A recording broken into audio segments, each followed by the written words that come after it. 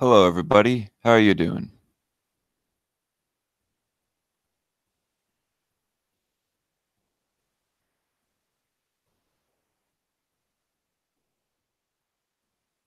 All right. Sorry about that long pause. I was just wanting to make sure that the audio is doing fine for me speaking this low and this close to the microphone.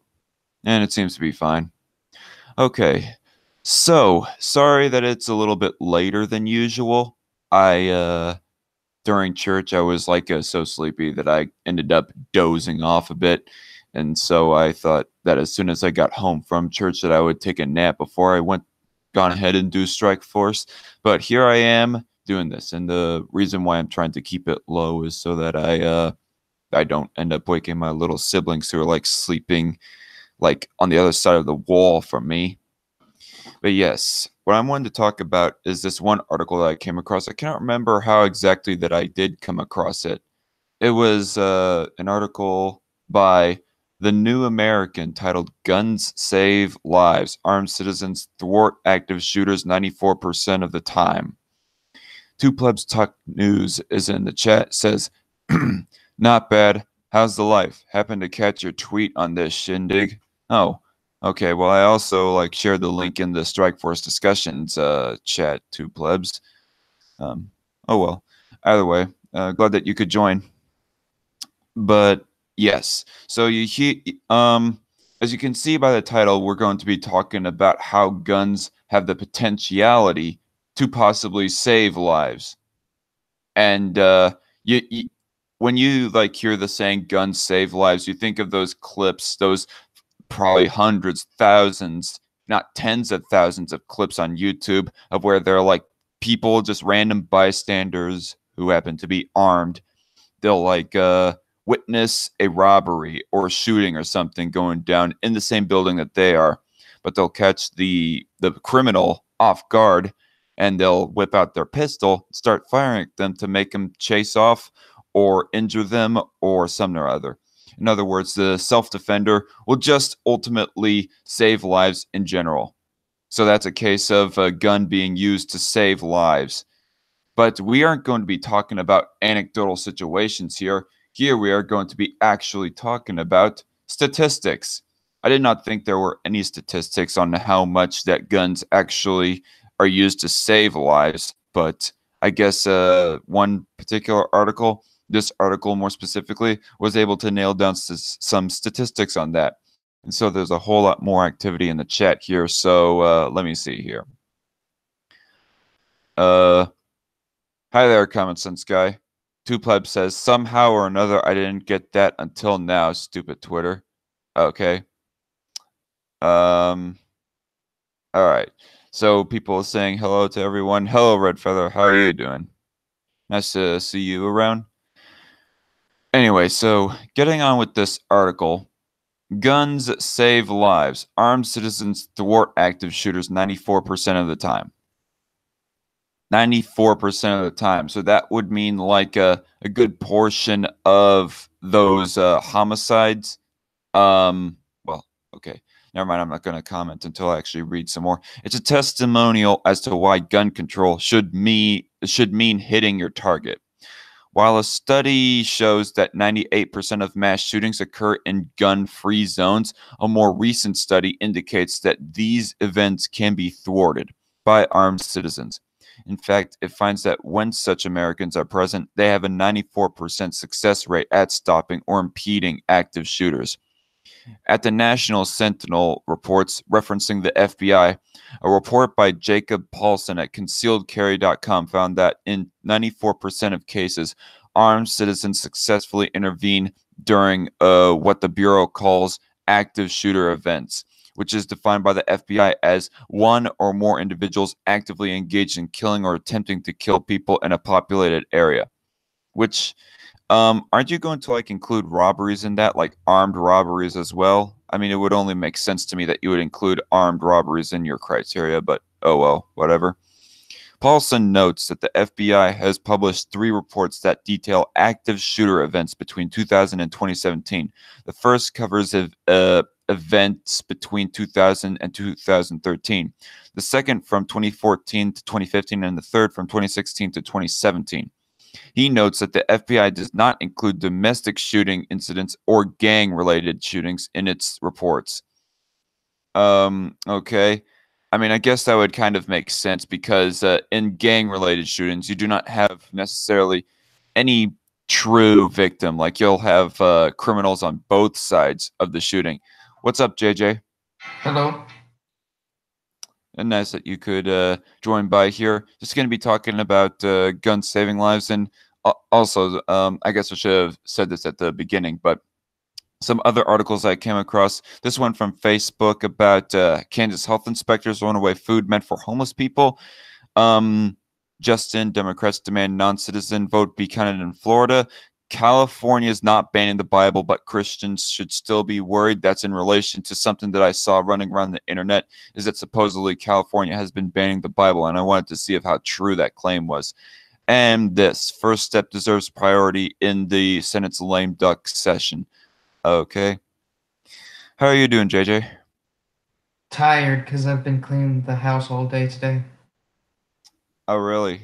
Out of curiosity, did you get the chance to go to church or something? No, I don't really go to church much anymore. I see. There's a huge period in my life when I stopped going to church as well, but recently I've been trying to get back into it, mostly I guess for fellowship, to like actually get out of my home and actually meet people. But Red Feather says in the chat, I'm fine, Dark Khan. How are you? I'm all right. She also says gun control should mean hitting your target. Duh. Well, sometimes there are innocent victims in gang violence. Not long ago, some people did a drive-by on a house and ended up shooting a little girl sleeping on a couch in the front room. Well, okay, that makes sense, but I would, I don't know. I think what they're meaning by gang-related shootings is mostly when it's just one gang shooting up another gang and there's not any other victims in the case. But not like that there can't be a third-party victim involved. Also, for the FBI to define an incident as an active shooter incident, both law and wait. Sorry, let me start that over. Also, for the FBI to define an incident as an active shooter incident, both law enforcement personnel and citizens have to have the potential to affect the outcome of the event based upon their responses to the situation, he writes. It turns out that 283 events qualify as active shooter incidents, and Paulson and his colleagues found that of them, an armed citizen was present 11.7% of the time in 33 cases.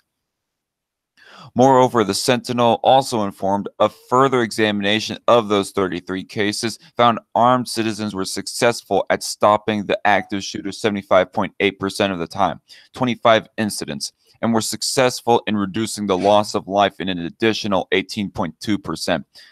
6 of incidences translated. Armed citizens are successful 94% of the time at active shooter events, he concluded. Common Sense Guy says in the chat, don't forget to like the stream and share the video, please. Yes, please, everybody watching the chat here, don't forget to like and share. Okay. So we got a little bit to go. The original concealedcarry.com report, which includes many interesting charts, is found here.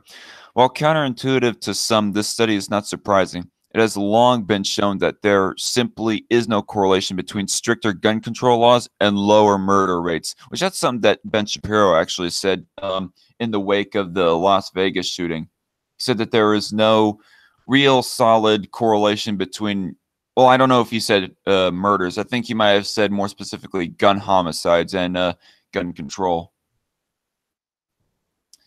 Okay. Anyway, where was I? Okay. In fact, as president of the Crime Prevention Research Center, John R. Lott Jr. has put it, it appears that more gun equals less crime. Just consider the following little known facts.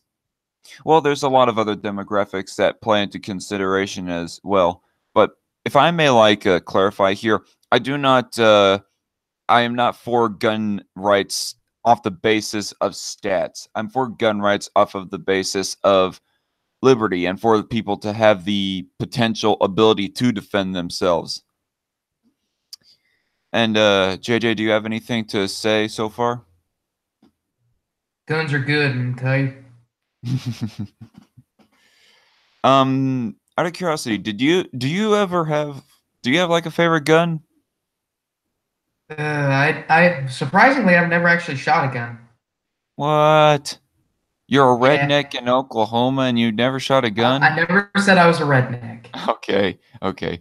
Maybe I'm just going off of the physical look of you because I've seen you in some ball caps before and you look like the quintessential redneck, except not fully white. No, I'm Yeah, kidding. the reason why is because I have my own mental issues and my parents are busy and lazy. Mm. Note, people, not only white people can be rednecks, just FYI. Um, Red Feather says, yes, I recently heard that they are arming police in the UK to deal with all the knife gangs because they keep attacking the police. What, they haven't armed the police before? Well, holy shit. Two Plebs says, Oh, for commie. fuck's sake. Who you calling a commie, Two Plebs? For fuck's sake, what, JJ? I'm getting another one of those scam accounts from Facebook again. Ah, yeah, I don't know of how often I've had a scam account like friend of me. Well, actually, I've had those cases of where I've seen received scam messages from Messenger, which is affiliated with Facebook. Like people would have their own accounts hacked into, and then I would receive the message. They would just share a video or something. As soon as I click on the link or whatever that they share, it would just like put a virus or potentially put a virus on my phone or my computer or something or other. No, Red this Feather has to says do with no. like a sex thing. Oh, Yeah, just like you know how on like porn sites there's hot singles in your area, that sort of thing. hmm. Red Feather says Doesn't no, the really have police anything to do didn't with it. carry guns. And Two Pleb says you're no gun firing second voice. Uh, what? Oh. I think he was referring to you, JJ. Uh, yeah. I'm a failure of a southerner, I know. Two plebs, be nice. I have a gun, it's just they wouldn't let me shoot it because my own mental issues. Nyeh. The only firearm that I have is a Glock 19, just FYI. I really ought to get myself something else as well, but unfortunately, I'm not in the financial situation right now, and that's all that you people need to know. Uh, Two Pleb says who I'm calling a commie. Red Feather, you calling Red Feather the commie? Red Feather says, does he at least have a Confederate flag? Do you, JJ? No. I Well, have an okay. American flag, but I don't have a Confederate flag. We know that Brandon does, though. I'm thinking about getting one just to piss people off, and Two, because I like the flag. Cool right. looking. Two Plebs Talk News says M240 is best choice. Isn't that a 50 caliber machine gun right there? Just out of curiosity. I mean, to clarify. The common sense guy says that's true. They are giving more police the power to be armed because the youths are attacking police. Well, I think that's a fairly well called for measure right there, especially with the rise of Antifa and other shit going down across the world. Uh, Yeah, Sleepy Project shocker. Sleepy Projections is just joined us in the chat. Hi there, dude. He says I like guns. I do too, and I would Same. presume that you like guns because you said you're from the South. Two Pleb says, nah, was calling JJ a commie. How am I? 7.62. How am I a 762. comic?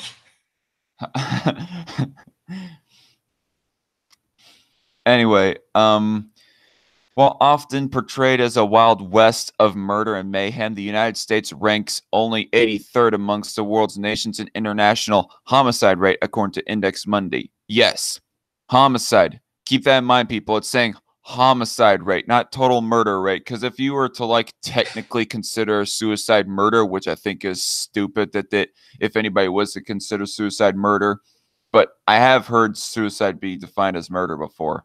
It's murder.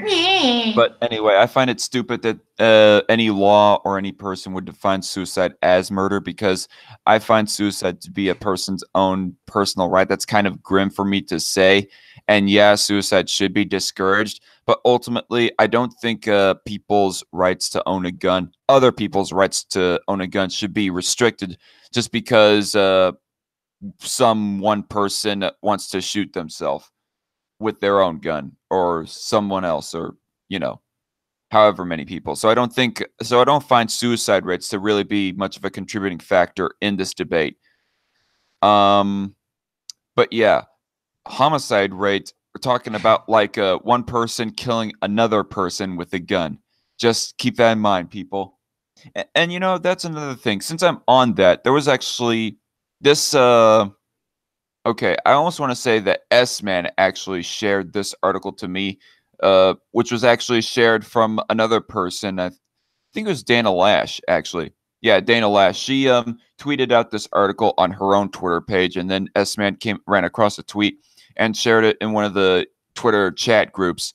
And I clicked on it, and I was looking in the replies, and I saw there was this one guy that was saying, yeah, and all the states in the country with the least gun control have the most gun murder rates or something along those lines. And then there was a guy that replied beneath him saying, yeah, if you include all the suicides as well, those don't count. Yep, And suicides don't count as murder. They count as, well, technically it is murder of yourself, but it's not yeah, murder. at least it shouldn't really be considered murder in my opinion, at least. But then again, I'm not a writer of the dictionary, so that Just would don't be kill just me. yourself. That's all I Yeah, have to say. Don't do it. yeah. That would be at least my argument anyways, but I'm not going to argue semantics all day long. Two Pleb says shooting guns reduces your communism by 90%. I love that. I love it, Two Plebs. Okay, I'll be sure to grab a gun and start shooting. Red Feather says I have never fired a gun either, JJ. It's okay, man. Sleepy Projection says I've shot an AR-15 before. It was great. Lucky. Red Feather says, also, they should distinguish between murder and self-defense and murder for other reasons. Oh, yeah, that's another thing. They have to, like, differentiate homicides from self-defense. Two Pleb says, Red, you can get that stat from the Phoebes, F-E-E-B-S. Oh, I think he might be saying FBI agents or something like that. I don't know. CIA, DEA. By the way, Two Plebs, what is an M240? I haven't got like a answer on that yet. Is that like a 50 caliber machine gun? I'm just curious. Phoebes equals FBI, he says. Okay, that's kind of what I thought he meant. Took a second for my head to click on that. Anyway. He thought. Countries such as Russia, Mexico, and Brazil have far stricter gun laws than the United States, but also more homicide. Furthermore, as Professor Thomas Sowell wrote in 2012, Thomas Sowell, here, gun ownership has been 3 times as high in Switzerland as in Germany, but the Swiss have had lower murder rates. Other countries with high rates of gun ownership and low murder rates include Israel, New Zealand, and Finland. Except I think that the gun ownership in Israel is mostly because of all the adults that are like mandated to join the military, and then they're allowed to like take their guns with them to their homes. But I don't think any private citizen that doesn't join the military is not allowed to own guns, or at least that's what I heard last, anyways. Because if I recall correctly, I think Israel's gun control laws are a whole lot more strict than the U.S., to the point that it's almost impossible for a private citizen who doesn't join the military that's almost impossible for them to own a gun. I could be wrong on that, but that's why I last heard about Israel. Okay, thanks. Two plebs says Red Feather, and two plebs says M240 equals 7.62 full auto belt fed. Okay, never mind. Ooh. It's a machine gun, but it's not a 50 caliber like I thought it was for a second there. It's a 7.62. My bad. Anyway. I fucked up. My bad. Great Britain has a lower homicide rate than does the United States, but Well, it's a smaller country yeah, and has a much lower population. yeah. Reading the article here, Great Britain has a lower homicide rate than does the United States, but the UK has always had a lower homicide rate. Even back when both nations had few gun control laws, and the UK's gun crime rate is higher now than it was then. Moreover, states such as New Hampshire have lower murder rates than does Britain, despite having far higher gun ownership rates. Also, note that London made news this year by surpassing New York City in homicides for the first time in 2 centuries. Get wrecked, liberal fucktards. What was I saying? Two Plebs says 50 caliber is the M2, aka Medusa. Medusa, is that really the nickname of it? Brandon Paget says guns do save lives. And Red Feather says they have a lower murder rate caused by guns. Brandon says, I just got back. Red Feather says, hey Brandon. And by the way, Brandon, I'd like to congratulate you on becoming kind of an honorary co-host of the Shareview cast. Good for you, bro. Yeah, congratulations. Congratulations. That's not me being sarcastic, by the way, dude. It's just me stating. He says thank you. Okay, cool. Anyway, Vermont has approximately the same gun ownership rate as Louisiana, but 1/8 the murder rate. Despite Japan's very strict gun control laws, Japanese descent American. Oh, excuse me. Japanese descent Americans living in the United States with relatively easy access to firearms have a murder rate half that of Japanese living in Japan. Oh, was it racism? They're saying that Japanese are less violent than all other races.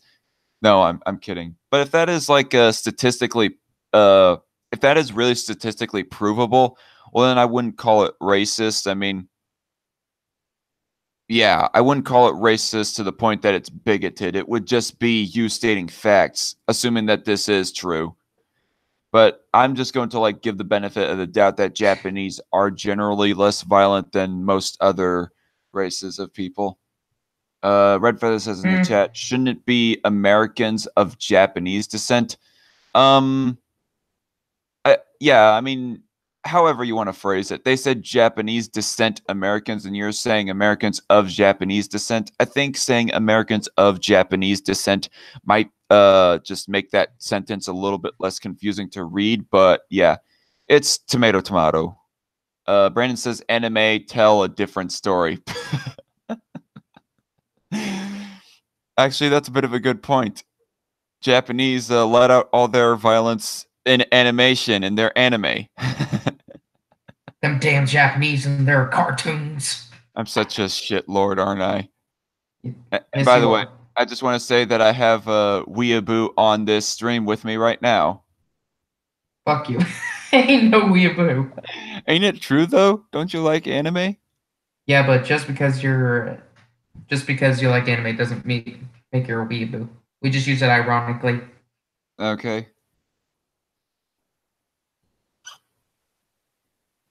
Red Feather says, do they give stats on all other ethnicities or just Japanese? I don't know. I think for the sake of argument that New American might have been just focusing on Japanese right there. Maybe if I was to like click on the link right here, like I have this article linked down in the description box below for people to check it out themselves. But in this paragraph right here, they have a link right here, murder rate half. That might lead to the actual article that goes talking about violence rates by race. I don't know. Might be worth looking into. As Dr. Soul also informed, the rate of gun ownership is higher in rural. Excuse me. As Dr. Soul also informed, the rate of gun ownership is higher in rural areas than in urban areas, but the murder rate is higher in urban areas. The rate of gun ownership is higher among whites than among blacks, but the murder rate is higher among blacks. For the country as a whole, handgun ownership doubled in the late 20th century, while the murder rate went down. Um, So okay. more guns, less problems. Mm-hmm. I mean, it's pretty much been dropping ever since, like, actually, never mind. Red Feather says in the chat, I just think that's odd. Like, we have a huge Japanese population that is causing problems. I think she's being sarcastic there. Anyway, people over 50 are more likely to own guns than those under 50, but the latter have a higher murder rate. Interesting. Faking emoji. I see that's I guess that's because that the younger generations are a little bit more compulsive at a much higher rate per And young we're gun owner compared to per older gun owner. What, JJ? and we're also kind of stupid, so Yeah, we're stupid. I'm stupid. You're stupid. Brandon's stupid. But Red technically Feather everyone on this earth is stupid. but Red Feather, Common Sense Guy, and Two Plebs, they're not stupid because they're far older than the rest of us. And a soda. Anyway, the explanation demographics. As Saul puts it, it's not the guns that explain the different murder rates, it's the people. Brandon says sometimes I'm stupid, right? I will admit. I mean, to be fair, Brandon, you have gotten yourself into some trouble uh fairly often. Yeah. But I mean that I guess that's kind of expected when you want to be a Edgelord. class A edgelord troll. Yeah, exactly. I mean, that would make him the only thing that would make him even more edgier is if he was able to surf the dark web or the deep web. Brandon says, I joke around. Yeah, I know, right? And Red Feather says, lol, the stupid goes away at 30. Just kidding. Okay. Um, well, Brandon, stop peeing on those electric fences then, says Red Feather.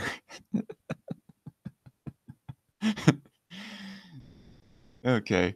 So anyway, the explanation demographics. As Saul puts it, it's not the guns that explain the different murder rates, it's the people. As for other myths, it's often heard that guns are more likely to be used against their owners than anyone else.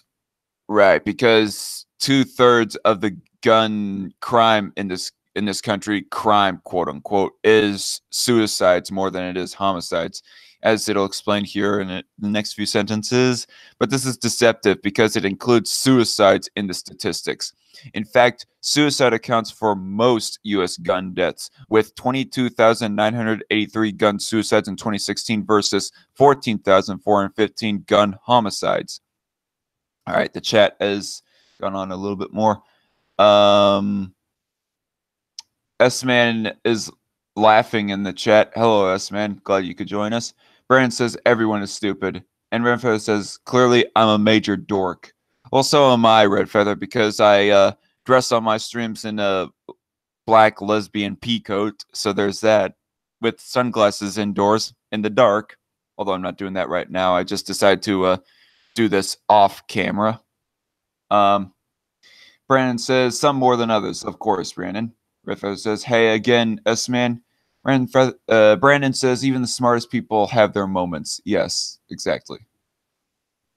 Note also that while tragic shootings grab headlines, A study by Florida State University criminologist Gary Kleck, a liberal Democrat and lifelong ACLU member, found that guns are used by good citizens 2.2 to 2.5 million times per year to deter crime. Okay, so this is a guy that's on the left spouting out what some people might tease to be a right-wing talking point or something like that for guns. So a bit of nonpartisanship there, just FYI, everybody. Yet this goes largely unnoticed, not only because the media are reluctant to portray firearm use positively, but because such defensive use often involves merely brandishing a gun, and no blood means no story. Yes, exactly. I mean, that's the thing when it comes to the issue of guns. You won't hear any national headlines of guns being used to save people's lives. Um, as which, by the way, for example, there's like this one guy named Tim Black. He's a bit of a Bernie bro, so yeah, he's a Bernie Sanders supporter. But yet he showed this one story of a gun owner defending himself and defending the other bystanders from this from an armed robbery. I think is what the story was. I'll have to like find the video again, but it's like Tim Black's most popular upload, so it's easy enough to find the video. As for gun-free zones versus gun-carrying citizens, even those supporting the formally publicly apparently know better privately. Just consider a largely forgotten video made in 2013 by Project Veritas, posing as citizens against senseless violence. Project Veritas operatives visited the homes of ex-Attorney General Eric Holder and various anti-Second Amendment left-wing journalists to ask them if they'd support the cause. I don't know. I think saying outright that they're anti-Second Amendment might be a little bit hyperbolic because until they actually outright say, I am against the Second Amendment, it just seems like you are slightly stretching it. And post on their lawns a sign stating, this home is proudly gun-free. He says it's proudly gun-free. I'm gonna die. Yeah. I heard a joke once, actually, made by Kent Hovind, which, by the way, not a lot of people might not find him very smart or might not like him at all. But I think that it was funny when he said, would you have this sign on your house, like the proudly gun-free sign? Would you have this sign on your house? You know what it says? Rob me. No, I would put a sign outside my house that says, "You come into my house, I will blow your fucking brains out. Oh, damn. You try to rob my house, I will kill you." Red Feather says, speaking of, did you see the supposed footage of the shooting in California in the dance club or whatever it was from a few months ago? It seems like another false flag now. No, I have not, Red Feather. She also says, I can't remember when it happened. And Two Plebs Talks News says, at the Dark Conservatarian, hashtag repeal the second is the thing. Well, okay.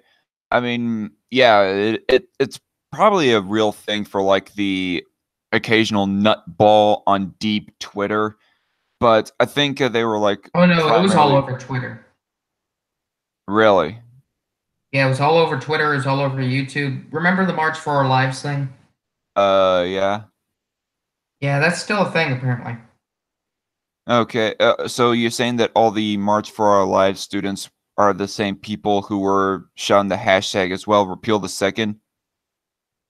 A lot of them, if not most of them, were at least. All right. I actually remember that Lord of Cancer shared a GIF of where it was what's her name? Supposed skinhead lesbian. The proposed skinhead lesbian like tearing up the Bill of Rights or the Constitution or something or other. And then Cold of Ham called him out and said that was edited.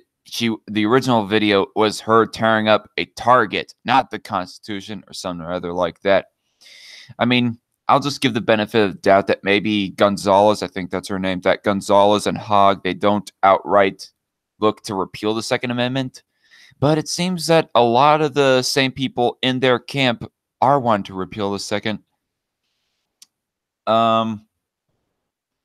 So Red Feather says, "Oh shit, it was November 8th. My bad." Uh, so is hashtag repeal the 19th. I do not know what the 19th Amendment is exactly. I would have Hold to. on, I'll look it up. All right. So continuing on with the article, we just got three more short paragraphs. Not only did all decline, but one actually said, "I agree with you and I am on your side on this, but I'm just wondering if that's not an invitation to somebody with a gun." It Uh, was. It's the denying the right. It keeps the government from denying the right to vote to citizens of the United States. oh. Um. Okay, that's odd. Wait. So the 19th Amendment is supposed to protect people's voting rights, you say? And they said, yeah, that was a meme, but they do want the Second Amendment gone. Okay. Women's right to vote. Yeah. Oh, okay. So repeal the 19th was a meme. So in other words, it's basically so let me try to understand this. Repeal the 19th is basically supposed to be a straw man of what leftists or some leftists think of some right wingers when it comes to voter ID. Is that what I'm getting at here? Anyway, give Red Feather the chance to respond to that. Such hypocrisy is what made the following the top comment under the video. They can't prevent their neighbor from putting up a sign saying, "My neighbor is proudly gun free," with an arrow.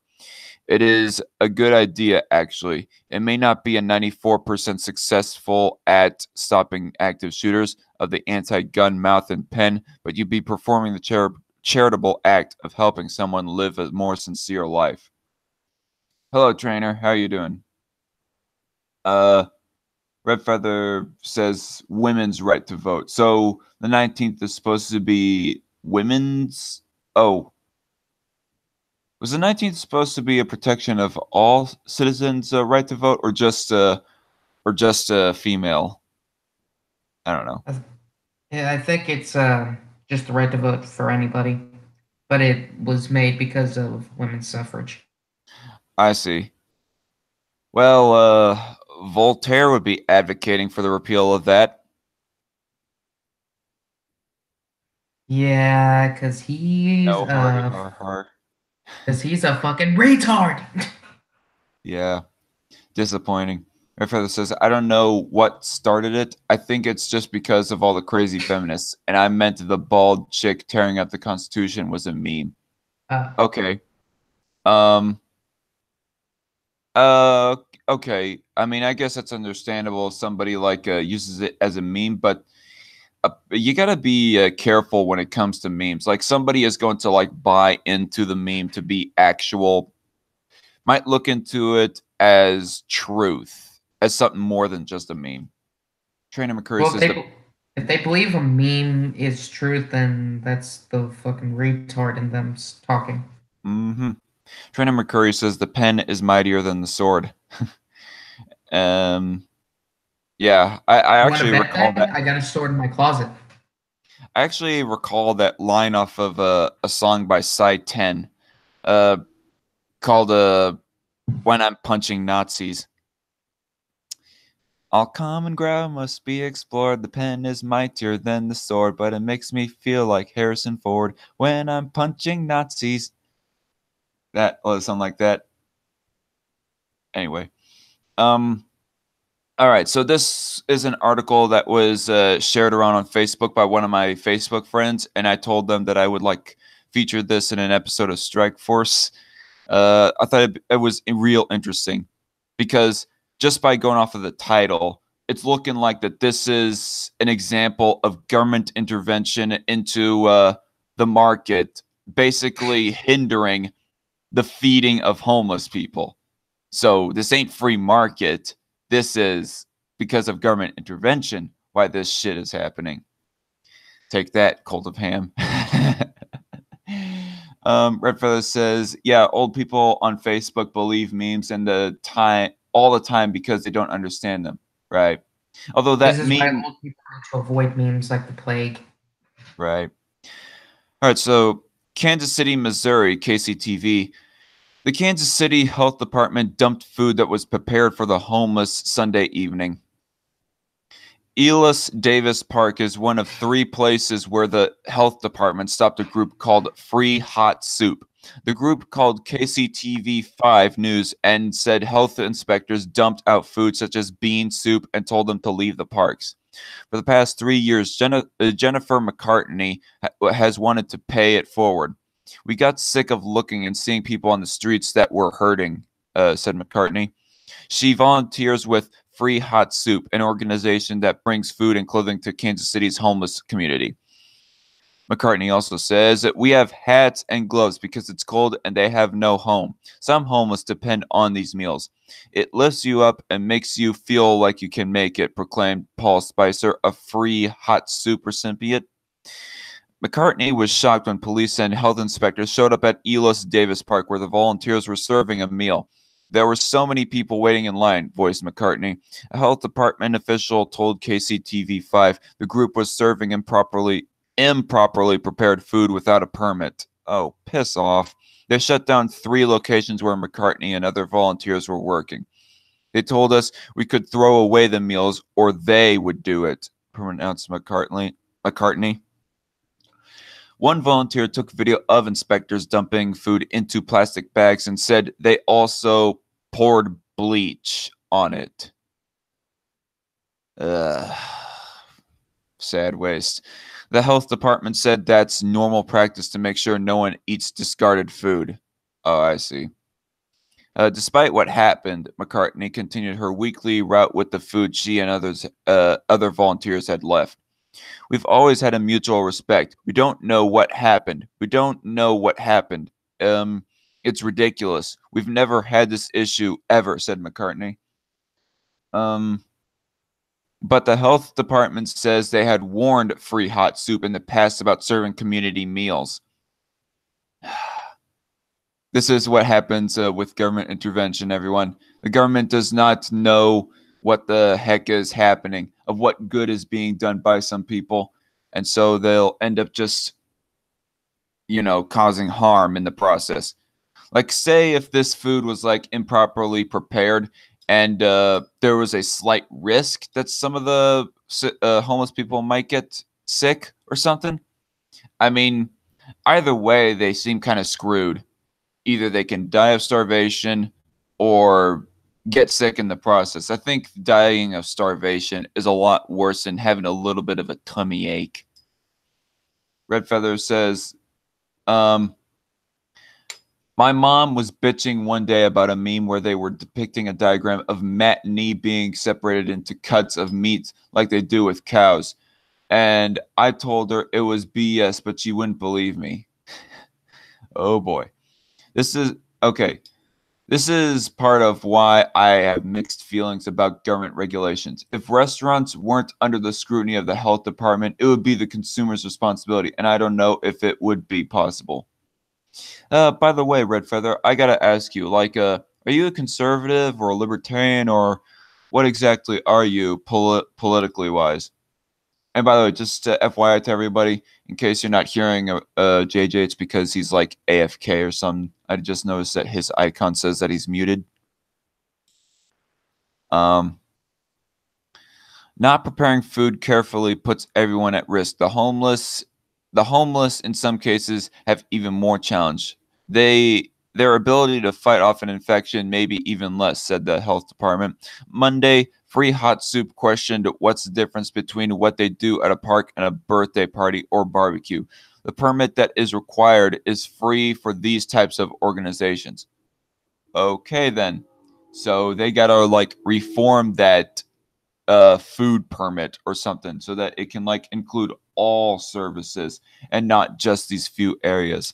But I think that if it is going to include these few areas like birthday parties or barbecues or something like that, that it should just automatically include feeding the homeless. But no, because government is so stingy and getting all nitpicky about the rules, they're all like, oh no, you cannot serve here, even though you can serve here, which is utter bullshit in my opinion. The permit that is required is free for these types of organizations. Kansas City Mayor Sly James issued the following statement on Monday. We have received a number of questions regarding the incident involving City of Kansas City, Missouri, Health Department, and Free Hot Soup. While the group's good intentions are appreciated, any organization distributing food to the public must abide by health standards and guidelines that are in place to protect the public from foodborne illness. Those rules do not change whether someone is experiencing homelessness or attending a charity cook-off. Many organizations in our community abide by these standards, and we thank them for their work. That's end of article. And I gotta say, this is bullshit. This quite pisses me off, quite honestly, because they're approved for one type of food service, free food service, but they're not approved for the other kinds. And because they're not approved for the other kinds, you're going to completely shut them down from serving, homeless people. It's just infuriating. How are you doing, S man? I am good. So, what is this? Oh, Jesus Christ. Democrats demand non-citizen vote be counted in Florida, which, of course, imagine my fucking shock. They do nothing to shake the stereotype of where they pander to illegal immigrants or non-citizens to vote for them. I mean, I'm fine with enfranchising ex-felons. I'm fine with enfranchising a lot of people, but not illegal immigrants or non-citizens. Or I get to enfranchise my dog Bear and the other dog Cinnamon. They get to vote, and Dark Khan's Peacoat gets to vote too. You're oppressive if you disagree with me. Peacoats are the new counterculture, everybody. That's such a meme by Wolf. By Lonely Wolf. Yeah. Okay, Red Feather says, yeah, if they are giving people botulism, that is an issue. Botulism? What is that supposed to be? Is that supposed to be a disease of some type, Red Feather? She also says, I don't know. I don't label myself anything. I took one of those political tests and was slightly left-leaning. That's odd. All this time of you commenting in the chat, I never took you as left-leaning in the least bit, Red Feather. I'm probably fiscally conservative and slightly socially liberal, she says. I took one of those. I took some weird political tests, and it made me shift further to the right and more libertarian. And then there was another one saying I'm slightly like a moderate Republican, and then there's another saying I'm pretty conservative. And it's like, I do plan on actually reading some conservative pieces in a future episode. Right. You're going to be doing what Nate did and just criticize them for obsessing over libertarians' supposed obsession over weed. Well, yeah, that, and I think I might actually just make some pieces where I'm. Botulism is food poisoning, is what she means. Okay, my bad. Oh my fucking god! Some random geek just fucking quote tweeted me. Oh, okay. Also, I guess if like a person is like slightly right-leaning or slightly conservative on economics, but they're very liberal on social issues, or at least most social issues, well, then that would put them center-left as opposed to just center-right. But I guess it's because I don't obsess so much on the social issues why I haven't been able to see so much of the left-leaning side of Red Feather. I don't know. It's botulism is what she says it's pronounced. Okay. Anyway, yeah. So the method as to how I came across this article is that I actually one time just searched on Google for like voter fraud evidence, and this was like one of those articles that I was first able to come up with and decided to read it. I might have came across some other articles as well, but I can't remember why I did not select them as well. Although then again, you cannot fit all articles in one live show episode. Anyways, Justin, Democrats demand non-citizen vote be counted in Florida. And I would think that if there are non-citizens voting, then that would be a piece of evidence of voter fraud. To all those that keep on saying there is no evidence of it, which is bull. I just think Humane overplays the accusations of voter fraud. Like, I'm sorry, I just think it's utter horseshit. Like, I don't think it's possible for millions of illegal immigrants to have voted in 2016 at all. I mean, I don't think it's impossible, but I definitely have not seen the solid evidence that it's like 2 million Hispanic illegal immigrants in California that voted for Hillary Clinton or something like that. Yeah, I only voted for her like 6 times. No, I'm kidding. I was gonna make a joke. You fuckers call me Spick all the time.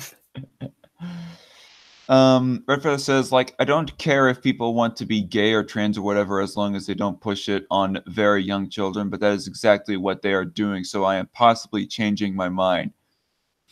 That meme. I am against young kids getting trans procedures. Change my mind. I Okay. strongly agree. What? I strongly agree with not letting them have that. Oh, yeah. Remember when Georgia Democrat Stacey Abrams predicted that illegal alien votes would be part of the so-called blue wave? Well, consider what just happened in Florida. Well, I don't think it's like editor's note. Social media is cracking down on conservative content. Okay, whatever. I think that's a conspiracy theory. All right. Anyway, so with this first paragraph, I don't think I did not get any implication that they are definitely being counted. Just Democrats are demanding that they do be counted. Yep. Lawyers for the Sunshine State's Democratic gubernatorial and Senate candidates objected Friday to the rejection of a provisional ballot cast by someone who is not a citizen, according to a transcript obtained by Fox News. You aren't source. Are you? Okay, I gotta say this. Really, nigga? Are you going to be sourcing to Fox News? Oh God, I only did. For me personally, I only did that once, but it was like I could verify it through other sources. So like Fox News isn't this on this side of retarded like Geek is being right now. Oh, so some random geek is more retarded than Fox News. Is that what you're saying? Yes, It's confirmed by S-Man, everyone. and it's not. What? It's not fake news. If you disagree with me, you're an NPC, guys. I'll be one of those dumbasses who use that meme unironically. But if I may, like, put a disclaimer on that, Fox News is more retarded than Lapis. I mean, you're not wrong, but Geek is more retarded than Fox News, but Fox News is more retarded than Lapis, which makes both Geek and Fox News more retarded than Lapis. Lapis, if you hear this, I did not put DarkCon up to it, but she's probably gonna kill us both anyway. But jeez, I'll take the piano. DarkCon can take the piano wire. I'll be a badass and go out through the helicopter.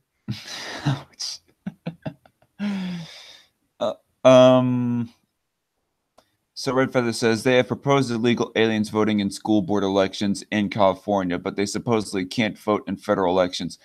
Heck, even Blair Wote, as she meant to say, White, has sort of changed her mind on being trans, and I don't know how old she is. I say that's neither here nor there with her. I mean, that does not exactly weigh in on whether I think that people should be given the liberty to go ahead and have their own bodily autonomy. Yes, I said it. I am for bodily autonomy area.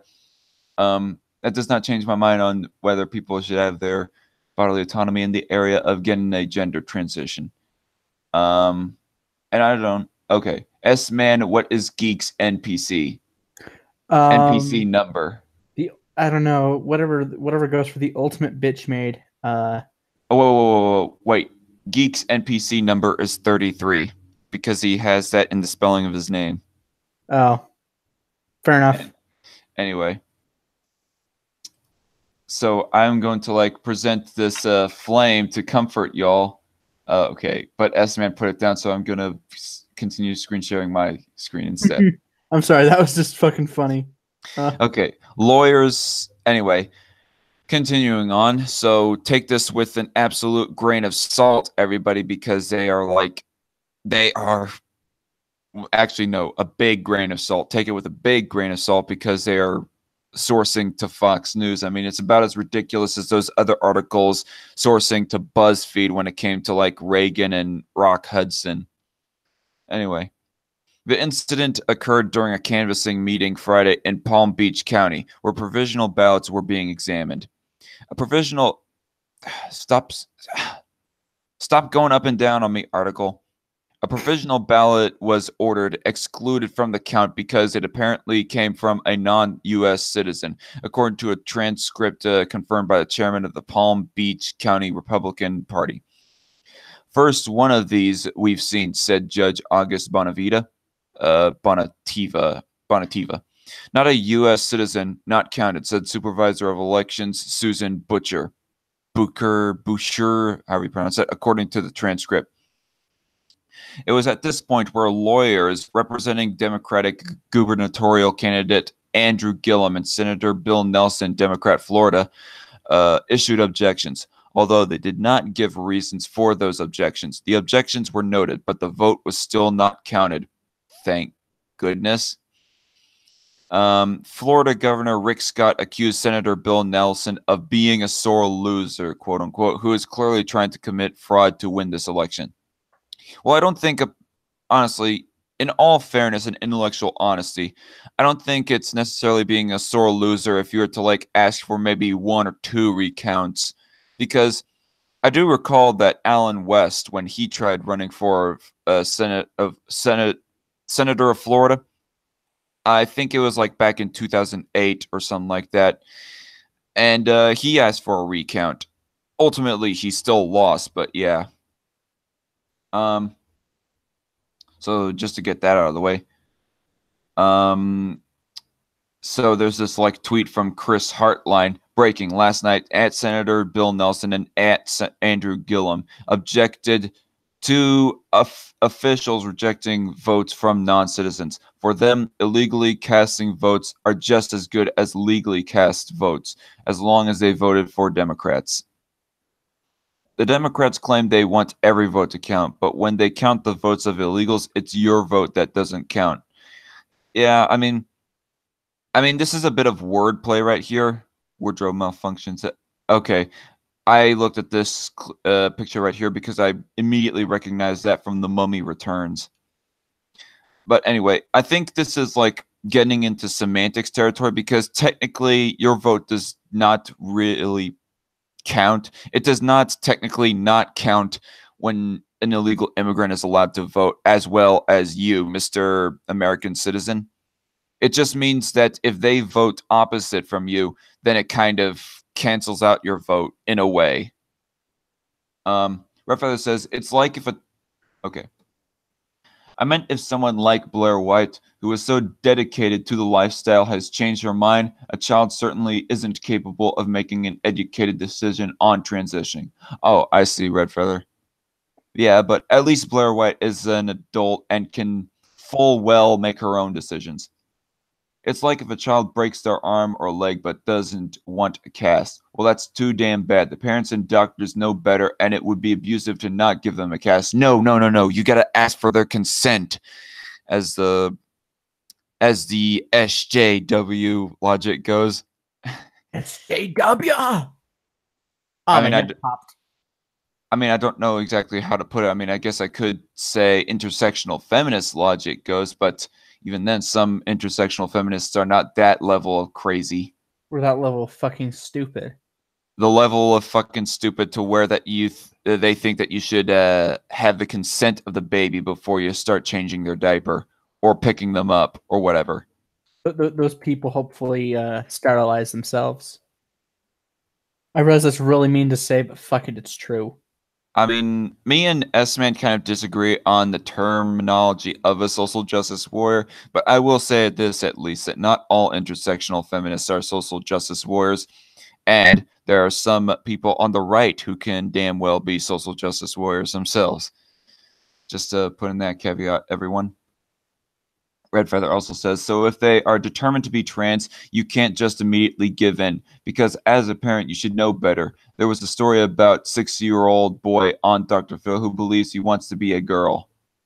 And his mother showed him videos about kids talking about transitioning and going through the process. Yeah, that's kind of ridiculous. Anyway, so you see the article in front of me, S-Man? Mm-hmm. Right. So there's this one thing going around the internet on California supposedly banning the Bible, and I almost thought right off the top of my head, what? That almost sounds like it could be halfway hyperbolic. Sounds like Like fake news, if you ask me. primarily it was going around on Facebook, and I have a whole lot of conservative Christian Republican friends on Facebook, and they be tweeting around that meme that while California is banning the Bible, they're burning as well, with the wildfires, etc., saying that that is a sign of prophecy. Oh, I gee. mean, you can like theorize that maybe God is just abandoning them and thus they are catching fire because of the fact that they are banning the book that is supposed to be teaching his word or whatever. I mean, you can theorize on that, but the question is it actually a fact that they're trying to ban the Bible? And also, I would say that it would only be a theory if you are to say that because California be abandoning God, thus they're burning or whatever. I mean, I'm back. I don't like to parrot that around, just saying, "Damn, you were gone for a while, JJ." Well, I was grabbing dinner. Ah, I see. Well, we have S-Man joining us now. What's up, motherfucker? I have a chicken sandwich with mozzarella sticks. Nice. Oh, cool. Also, I have a question for you, JJ. Did you hear this go around the internet for a while now that California is supposedly banning the Bible? Surprisingly, no. Really? That's odd. No. Sounds like some BS. The Bible is already banned in schools, right? Perhaps a few, but I don't know if it's like blanketly banned across every single publicly ran school, but anyway. But it definitely wasn't in my school because we had like an online sort of thing. It was not banned in your school? No, they teach us about, at least on a thing called Acellus, they teach us about Islam, Christianity. And you're in a public school, not a private school? Yes, public. All right. So there's public school, like basically just teaching the very basic facts about religions to JJ. And this kind of goes back to you remember that video that I made, S-Man, that was supposedly Penn Jillette debating against Kyle Kalinske on whether religion should be allowed to be taught in schools? Yeah, what about it? This kind of more or less goes back to that conversation right there.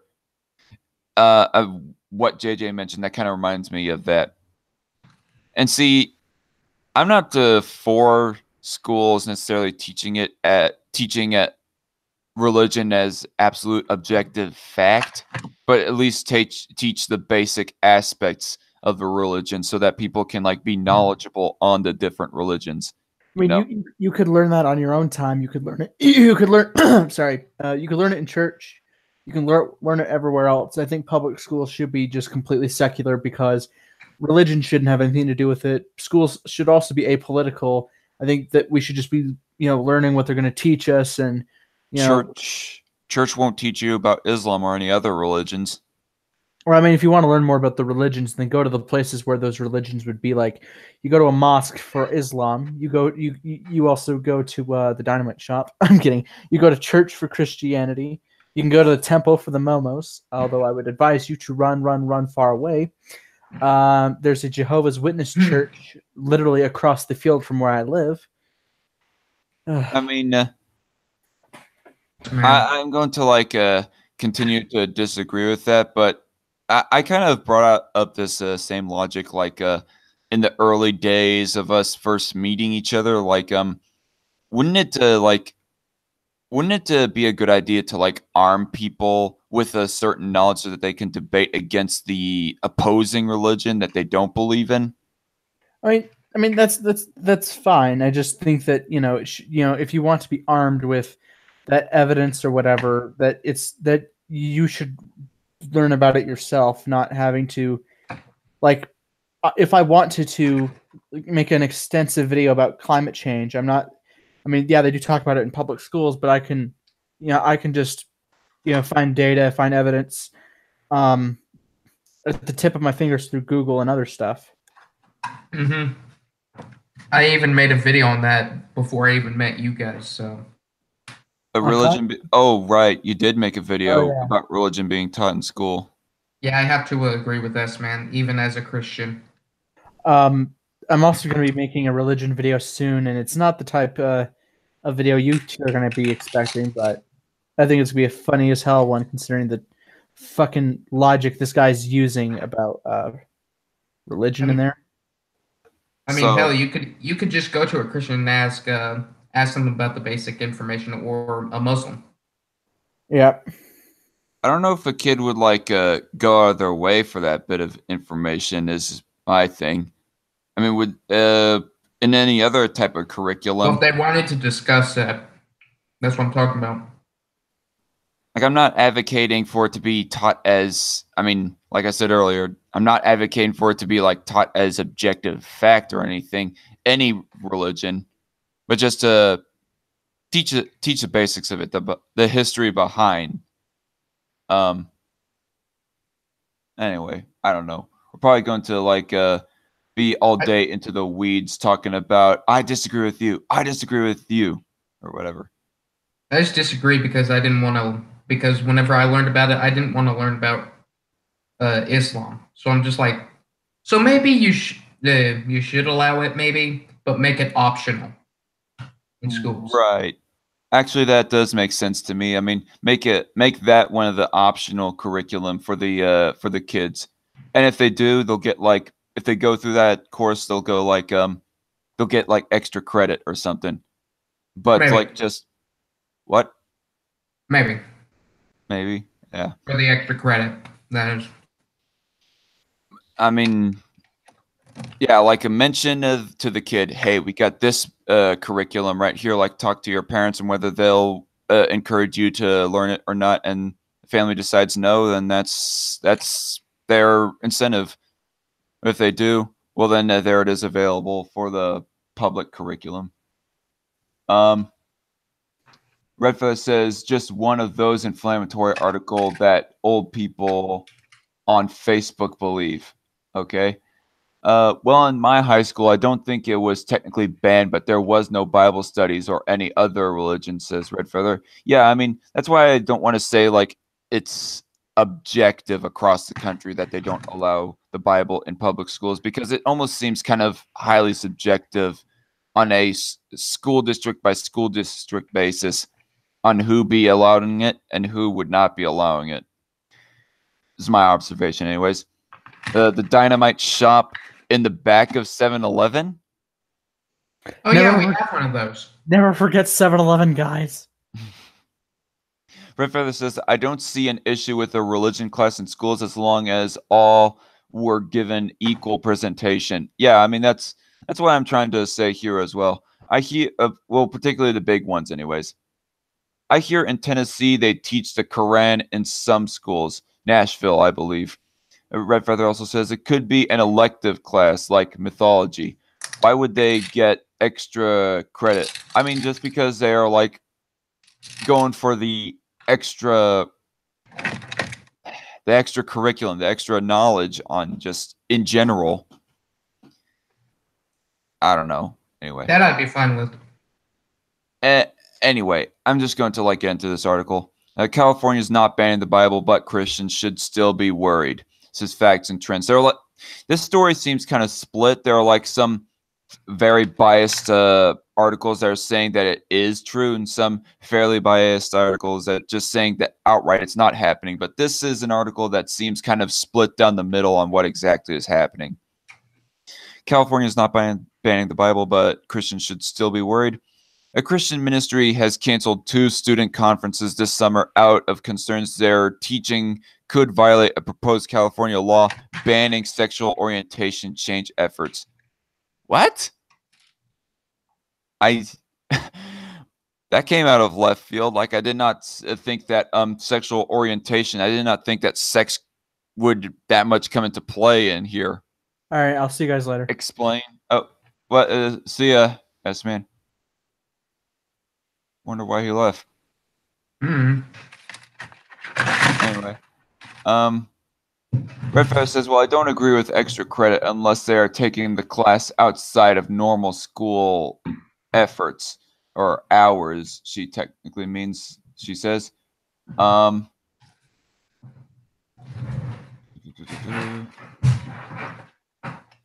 Anyway, the proposed bill, which passed the state assembly recently and is being considered by the state Senate, how do you pronounce that? Or Senate, the state Senate. Damn it. Why did I misread that? Really? Fucking dyslexic. My bad. The proposed bill, which passed the state assembly recently and is being considered by the state Senate, labels those efforts as a fraudulent business practice. Any sale of goods or services related to sexual orientation change would be banned. Colorado-based Summit Ministries had planned to hold two student conferences at Biola University in Los Angeles this summer. Organizers feared the group's teaching about sexuality could run afoul of the proposed law known as AB 2943. We are grieved that it has come to this, but we simply cannot put our students, staff, and faculty at risk, said Jeff Myers, president of Summit Ministries. Myers said that 79 students had already registered for the conferences in California. Almost all will be able to attend a conference in another state. The proposed bill could put faculty, staff, and students at risk, he said, and it could be a distraction. Our ability to create a safe place, safe place. You need go back to your safe space, you snowflake. Anyway, our ability to create a safe place with our students would be compromised, he said. Myers said that the conference staff and faculty tried to build a safe environment students can learn about a biblical worldview. Dealing with a possible legal battle, it could undermine that trust. Okay.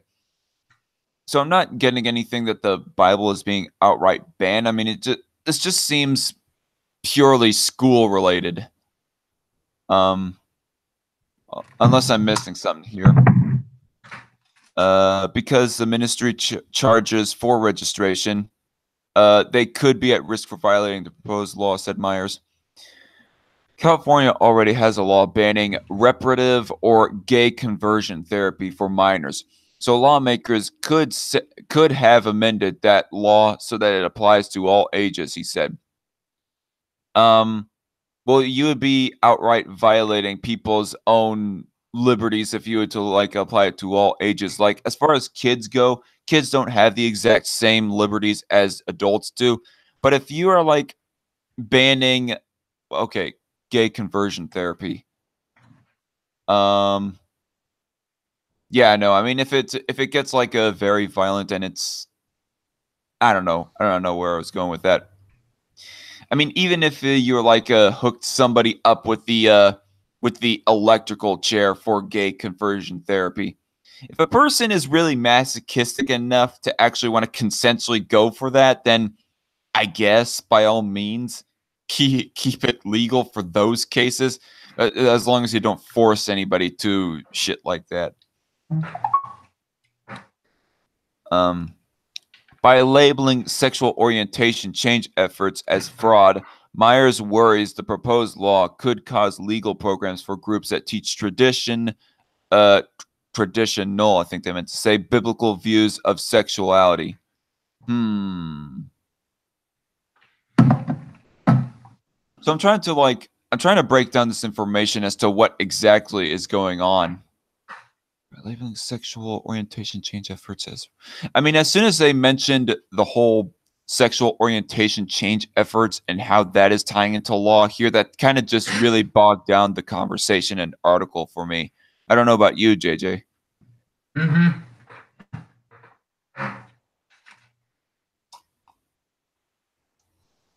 My brother says violating the proposed law. So what? It hasn't passed. Actually, that is a bit of a point there. I mean, if you say that a law is only proposed, then that kind of implies that it hasn't been passed yet, just it was, proposed. Jilly juice cures what the heck? Red Feather says Jilly juice cures homosexuality. LOL. Okay. Laughing face. Even if a group were to win in court, they'd face a long legal battle. It might be easier to avoid talking about sexuality. Okay, I don't know how good of an idea that would be because, you know, abstinence only type of curriculum people say does not work because kids will still be curious as to what sex is all about, you know? It's true. I mean, that's my understanding as to why people say that abstinence only does not work is because if you teach kids to like avoid sex, they're probably going to just engage in sex nonetheless. But they definitely have an incentive to want to practice safe sex at least if they were to like engage in sexual intercourse with I'm one pretty sure another. most I'm pretty sure most kids would want to have safe sex. Yeah. I mean, unless you want to risk the disease and the pregnancy, which is a bad idea, I think, because you're just a kid. You're not, for one thing, catching diseases is bad in of itself, but you're just a kid and you're not old enough to be raising your own kid. Um, you're just a teenager and you're not old enough to be raising your own baby. Also, to all the kids that may or may not watch the stream, do not stick your dick in crazy. Don't. You will regret it. Red Feather says, "I guess a group that studies the Bible there doesn't want to include those transitioning." I don't know. This article is confusing. Yeah, it's kind of confusing to me too as well. But I'm not getting any outright proposition that the Bible is to definitely be outright banned in California, like the production and sale of new Bibles, or worse, the confiscation of people's Bibles that they currently own. I'm not seeing anything like that so far. If that does happen, that's when people need to revolt. Red Feather says, "Yeah, self-preservation is the thing, exactly." Uh, and committing and having sexual intercourse, that's not necessarily seen by everyone as as to be against self-preservation. In fact, some people might find it a method to preserve yourself. In other words, you're getting pleasure so that you do not go completely insane of your own miserable life or something. I don't know. I'm And just also, speaking for other people's subjectivity. What, JJ? I've heard that people who have sex compared to people who don't really have sex live longer. Interesting. I don't know if it's true or not, though. Red Feather says, yeah, a few years ago there was an 11-year-old boy having a baby with a 14-year-old girl. I blame the parents. Oh, God. Wait, Yeah, 11-year-old boy? I don't think that's possible. yeah, they haven't quite hit puberty, or I don't know. Maybe she got the ages, swapped up. Maybe it was an 11-year-old girl and a 14-year-old guy. I don't know. Do you start having wet dreams at 11 years old? I doubt it. And the stream just got demonetized. It was already demonetized. What are you talking about? Yeah, it was demonetized back when I said, really, nigga? Anyway, this has a chilling effect on free speech, he said. Okay.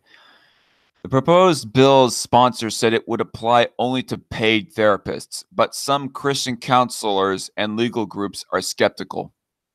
David French, a constitutional lawyer and a columnist for the National Review, said the bill is troubling.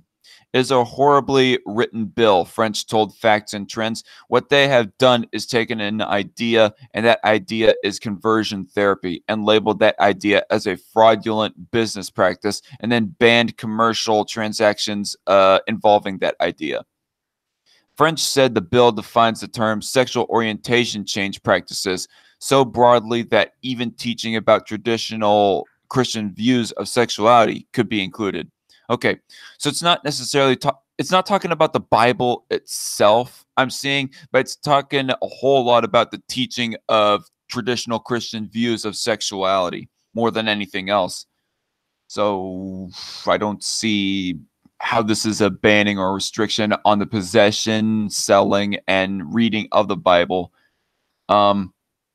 You'll just be like restricted on talking about the sexuality aspects or passages of the Bible, it seems, at most.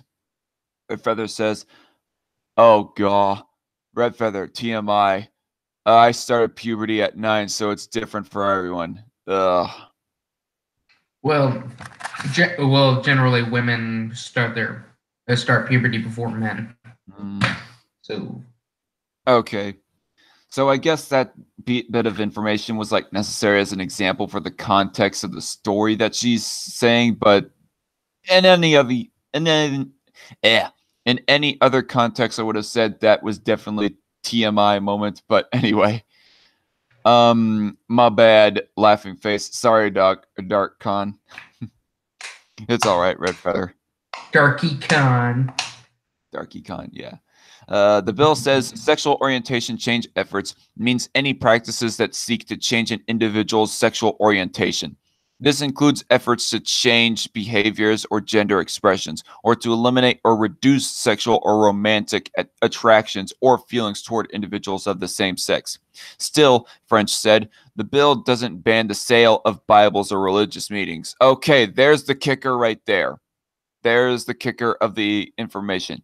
It's not the Bible that is being banned right here, but it's just the passages on whether that you can read and teach the passages of sexuality in the Bible seems to be restricted. And I don't know if it's like restricted on a household level or even on a public street level. It seems to be mainly talking about how it's restricted in a school level, which is less of a red flag for me, I say. But it is so broadly written that it could ban some Christian books, he said. Ban Christian books in the country as a whole or just in schools. And French doesn't expect Christian books to be banned at the local Barnes and Noble. Okay, so their answers my question. It's not talking about across the state. If I said nation earlier referring to California, that's my bad, people. California is my country. Right. I mean, it is able to like survive on its own, or at least I think, anyways, for a while at least. In the long term, there would have to be like some massive reform, but there is potential, I think. I mean, with how many rich people are there and all the farming industry that they have there, although they're killing themselves in the farming industry, with how the EPA like diverted some water away from farms to save the Delta smelt. Red Feather says this is a stupid article and whoever wrote it should be ashamed. How, Red Feather? I don't get it. What? I don't get why she's saying that this is a stupid article right here.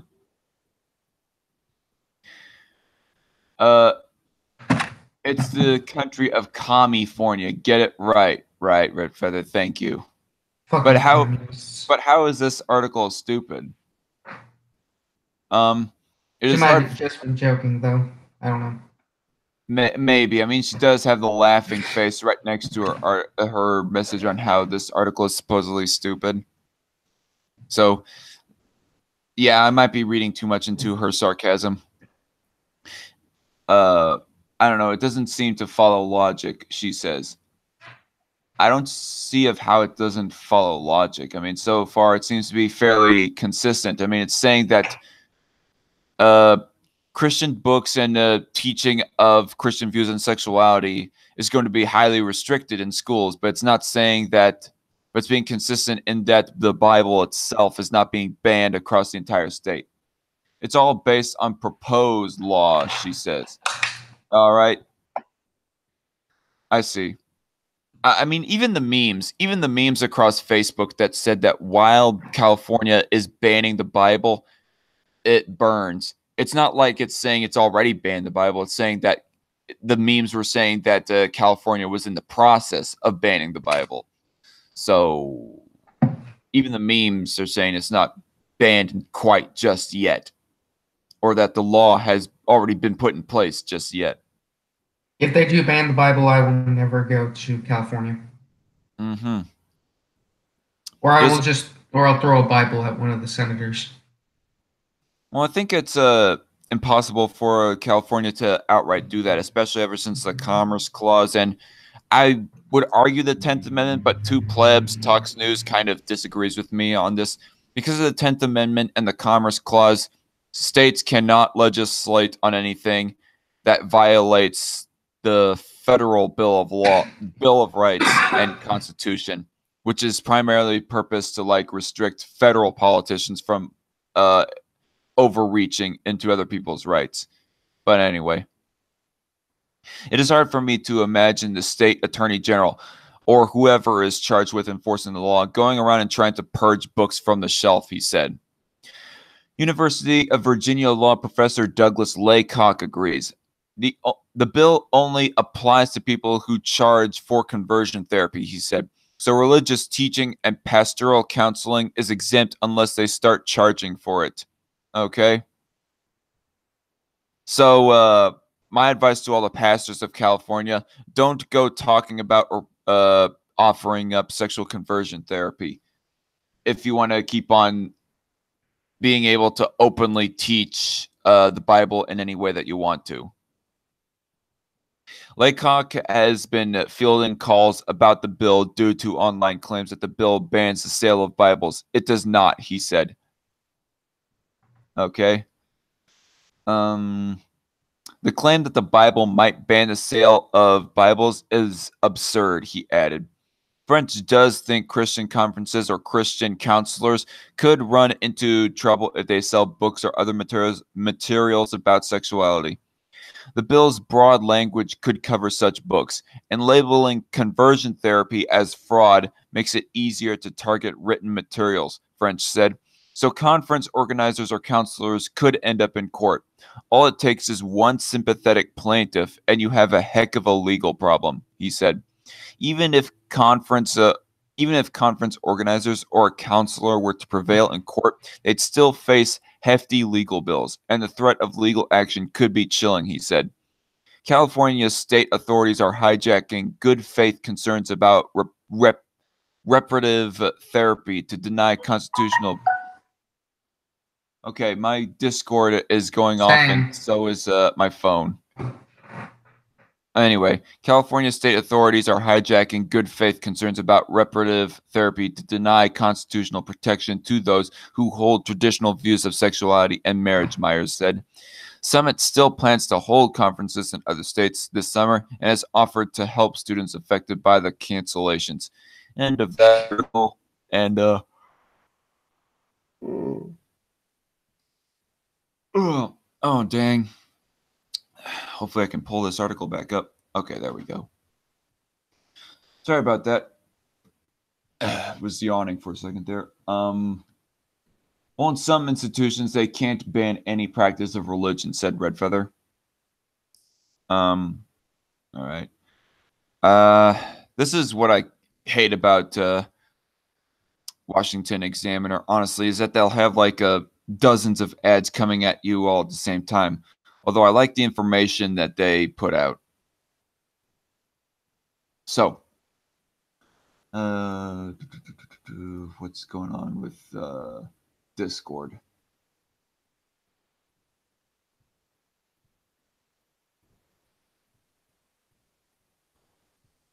I'm just checking my Discord, everybody, seeing what the heck is going on exactly.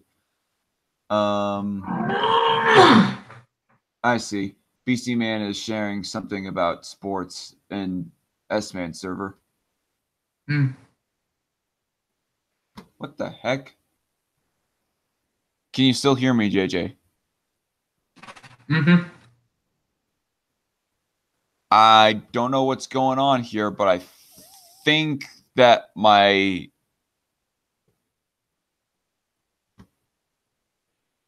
do not know what's going on here, but I think my mouse might have died.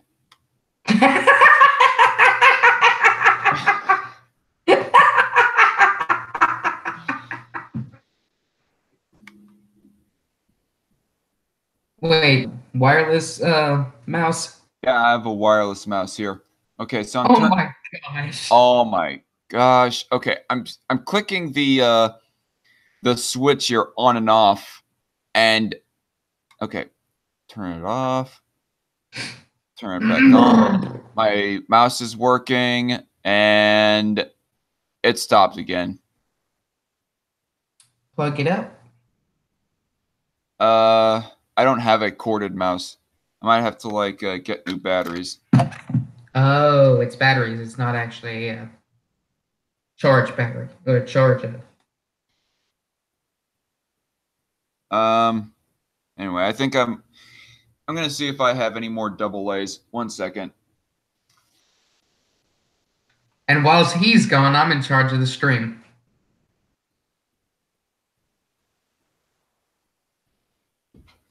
I actually have nothing to say. Fuck. Oh god, I actually have nothing to say. Oh fuck.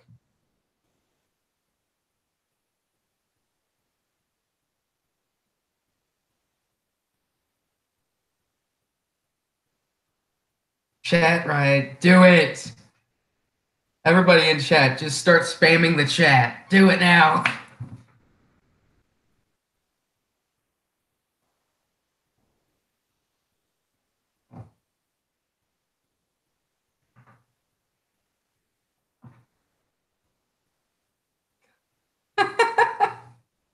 Oh my gosh, Red Feather. That's funny.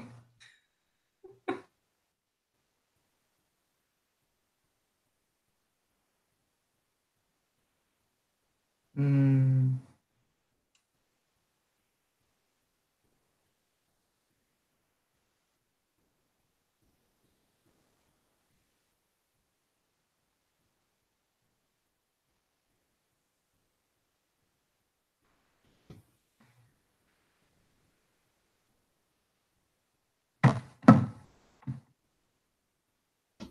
Zach is a cunt, confirmed. He's the biggest of cunts. All right, I'm back.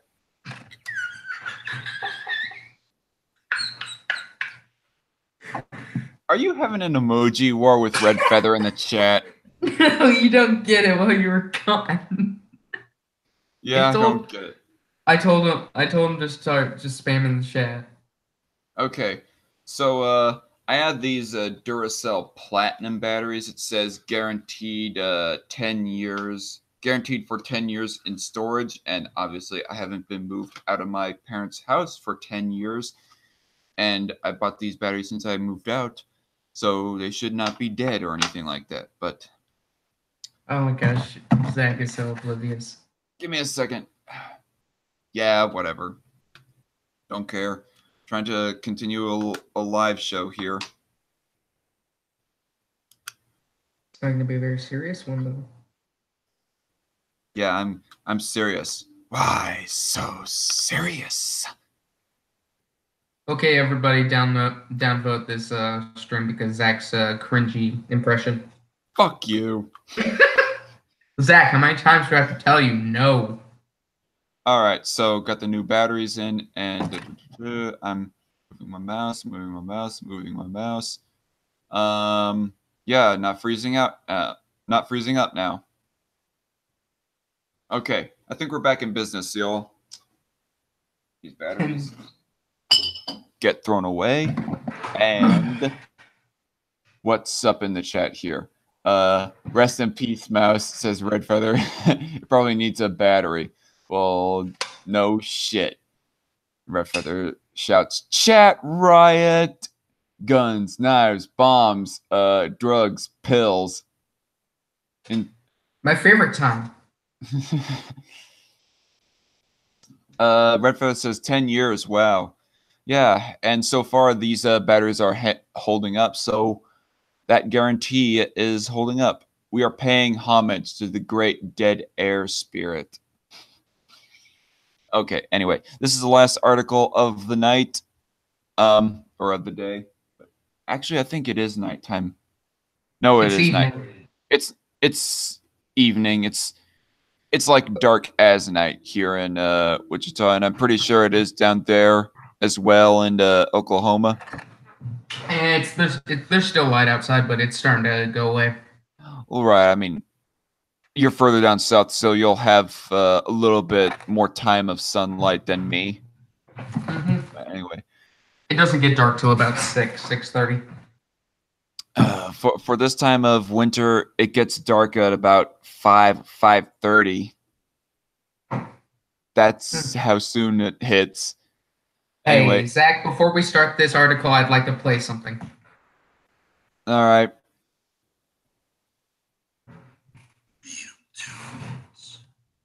Patriarchy oppressing me. I'm at a university, a student in gender studies, learning about misogyny, listening to the POCs, never invalidating their lived experiences, chanting along down with the sis. I'm a privileged white man learning from a whale that I am oppressing her. I am very, very, very privileged. I am very, very, very privileged. Therapy dogs calm us within. You're welcome. Okay. You weren't gonna play the whole thing? No, it's like 2 minutes. Okay. Well, thanks for playing the Freedom Tunes tune. Freedom Tunes. It's the PC Christmas Carol, everybody. Right. I remember seeing that for the first time. I got a kick out of it. I haven't watched it since, but still. I watch it every Christmas.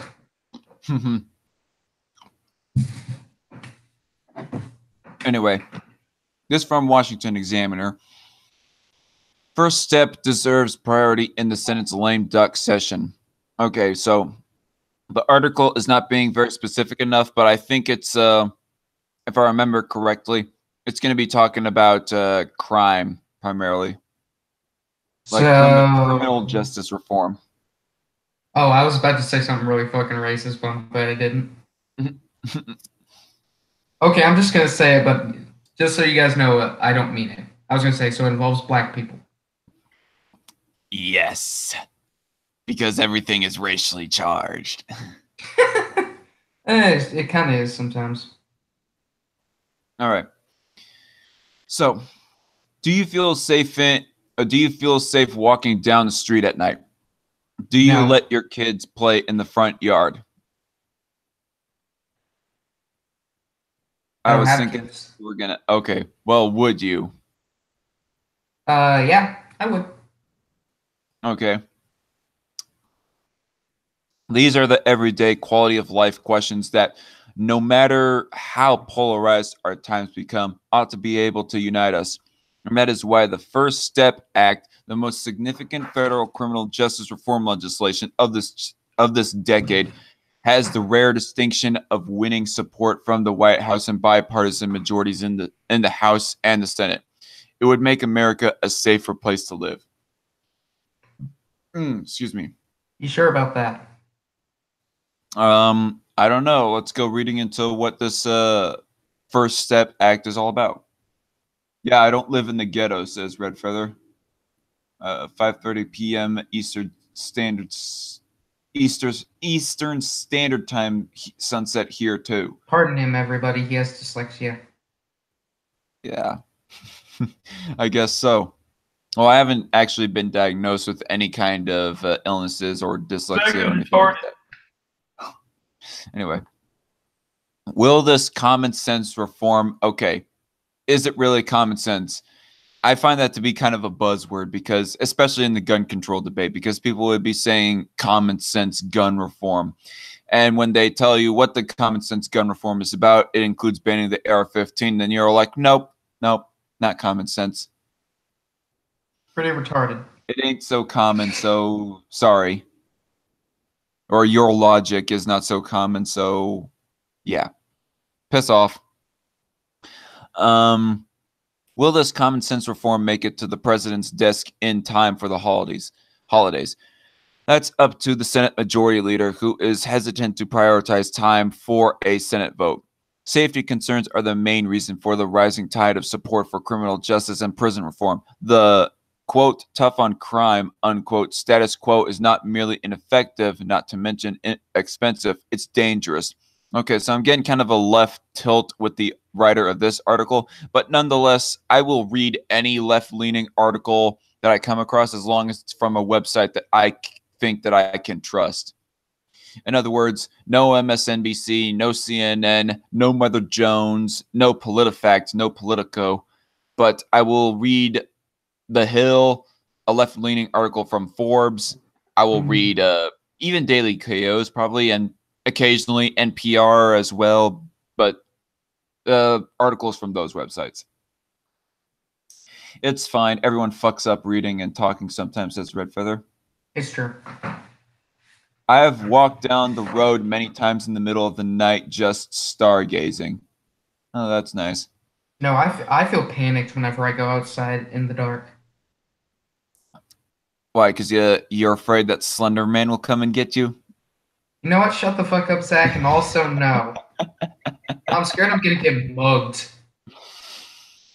Even though I don't live in a place where I could easily get mugged, but that's neither here nor there.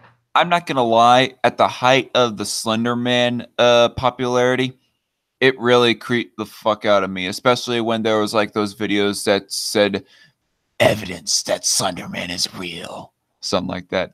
I'd freak out whenever I saw like Slender Man videos when I was younger. Right. And a colossal waste of human potential. 95% of those who are presently incarcerated will at some point be released back into our neighborhoods. And as the Bureau of Prisons' 49% recidivism rate bears witness, our federal corrections system, which has long prioritized punishment over rehabilitation, often serves as a breeding ground for future crimes. The current model operates under the fallacy that big government investments in keeping people locked up without accompanying efforts to educate or equip them will somehow reduce crime. And, you know, that's the thing. I mean, I've actually seen videos talking about how, I can't remember if it was Norway or Sweden or something like that, where they like basically spoil their inmates. And I cannot disagree even more with like allowing a felon to keep their flat screen TV with them while they're in jail or supposed jail. They're actually not even really put in jails. They're put on like these, basically they're houses that are like out in the middle of a field that is guarded around it by, you know, by the people that own that or run that supposed prison. But yeah, they're spoiled. And when you like want to discipline a child, for example, you don't let them keep their cell phone, is my logic anyways. So I do not know what they mean by equip them. If you mean like equip them as in give them literature to read, to educate themselves and maybe teach them, help them like you know, go thinking into the logic of what they did was wrong, well, then that's fine. Give them all the books that you can, I guess. But luxury items like flat screen TVs or something like that, Porn. no. Yeah, no porn. Yeah, no porn. Which they don't allow already. Redfo says, I'm more scared of the wild animals than crazy animals in my area. What's up, Loudmouth? Same.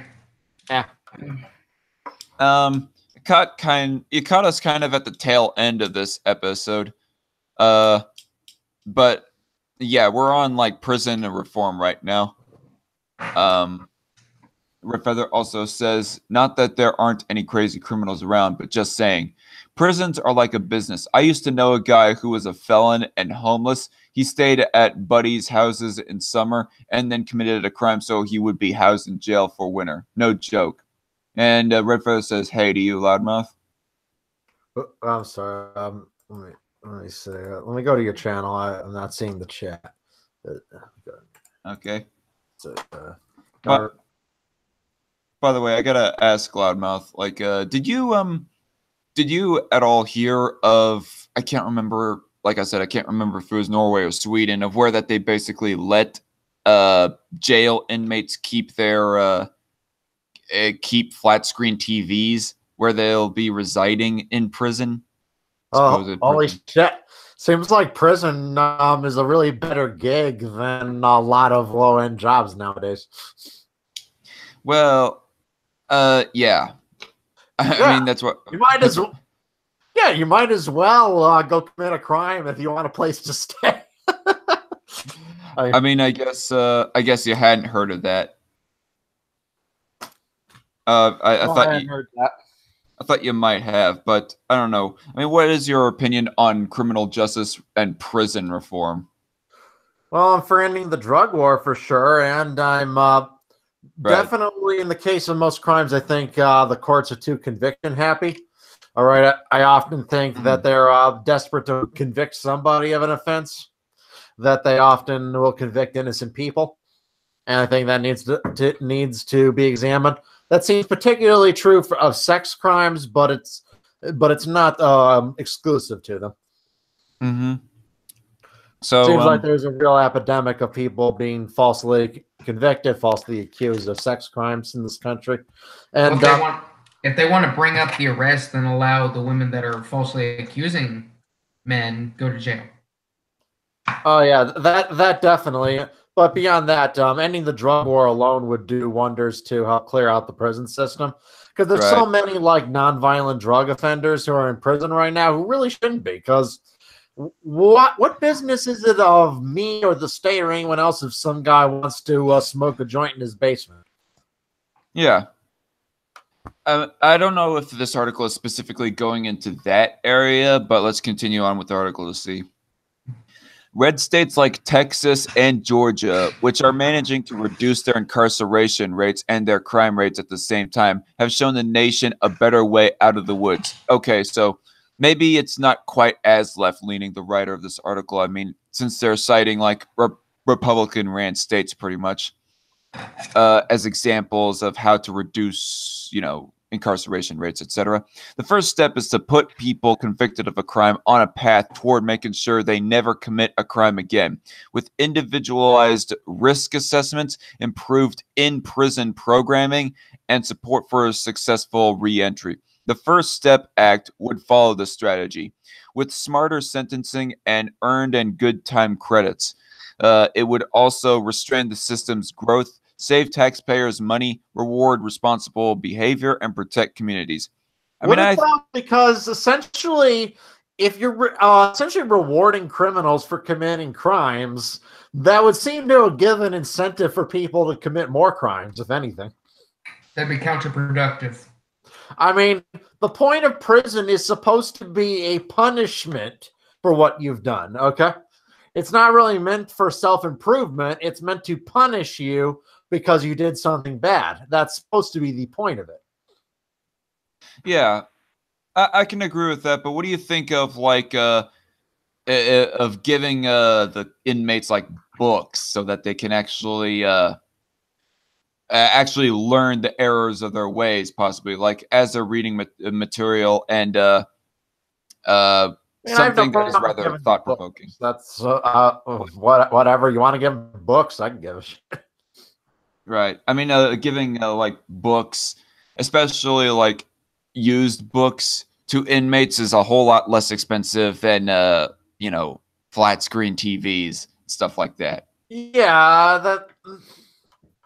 See, it depends on what books. They would have to be books that specifically would only like expand their mind, like, or even if you gave them flat screen TVs, that could actually work if you were like only playing material that would like educate them for a life outside of the penitentiary. But if you're like playing the local sports game or various Hollywood movies, no. Right. I mean, give them like a book that is for example, give them. Okay, I'm trying to think of an educational book. I mean, give them Thomas Sowell. Yeah, give them a Thomas Sowell written book instead of a teen novel. Teen novels, which are basically a substance, they're just meant for about female prisons. I'm willing to bet they all adore 50 Shades of Grey. Okay. Many prison. Would they even allow that, considering that you're not allowed porn in prison? Probably not, because it is porn essentially. Red Feather I was says, making a joke on there because essentially that book series kind of shows a lot of chicks are attracted to psychopaths because the main character is one. So I'm like, among female inmates, oh man, it's probably got to be a huge hit. Oh god. Red Feather says many prisons have internet access, a gym, a game room, an extensive library, including books on how to be a better criminal. Internet access, awesome. So if I get arrested, I'll still be regularly appearing on your channel. Oh yeah, I'll still be broadcasting from inside the prison system. All right, I'll even bring on. I'll just have to make sure that my prison boyfriend is bigger than everyone else's. Jokes. No, we know that you are a straight white male. Privileged.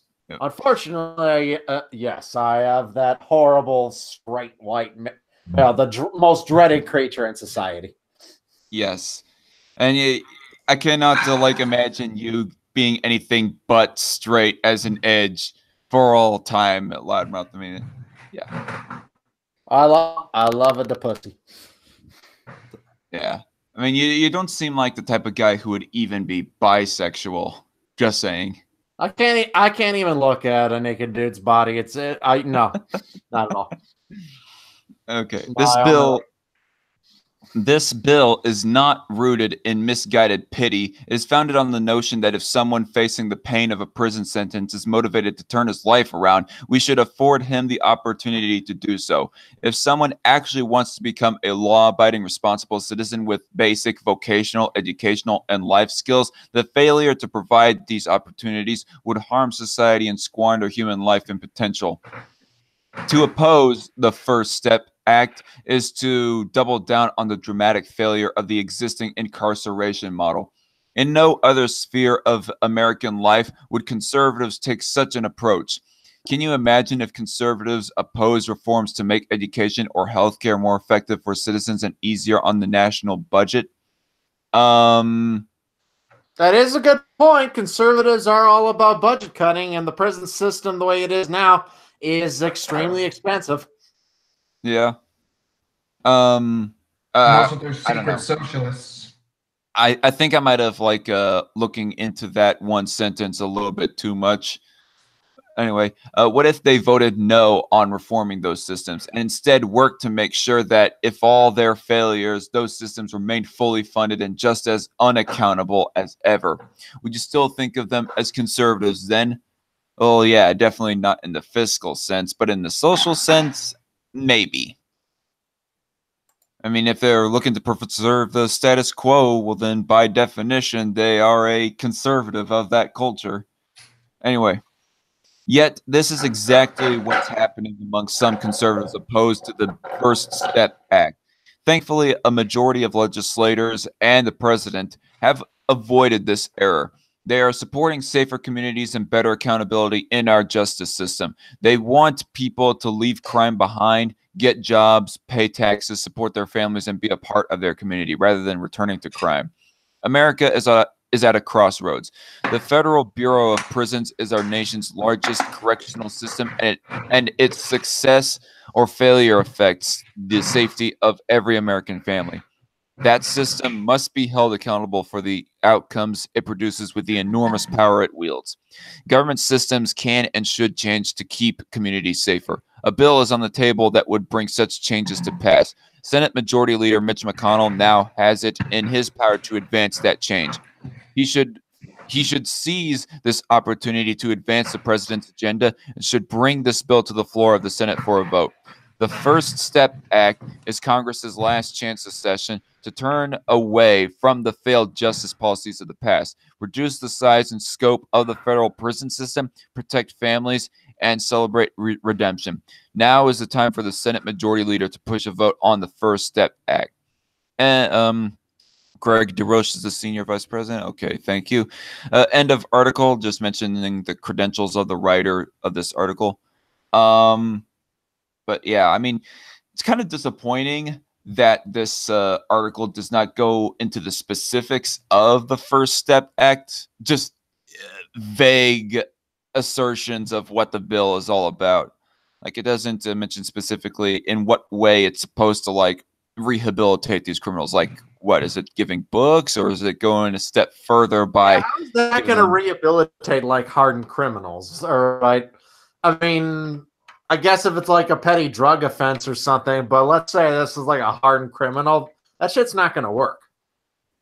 Oh yeah, I mean, yeah, I guess it won't. If you got like an utter raging psychopath and you give them a piece of literature to read, that no amount of, well, literature will change their mind in their ways. That's the thing about any psychopath, whether they're a criminal psychopath or a relatively law-abiding one, is of which there are many. There really is no cure for them. They really are pretty much unfixable with any modern psychiatric or medical techniques.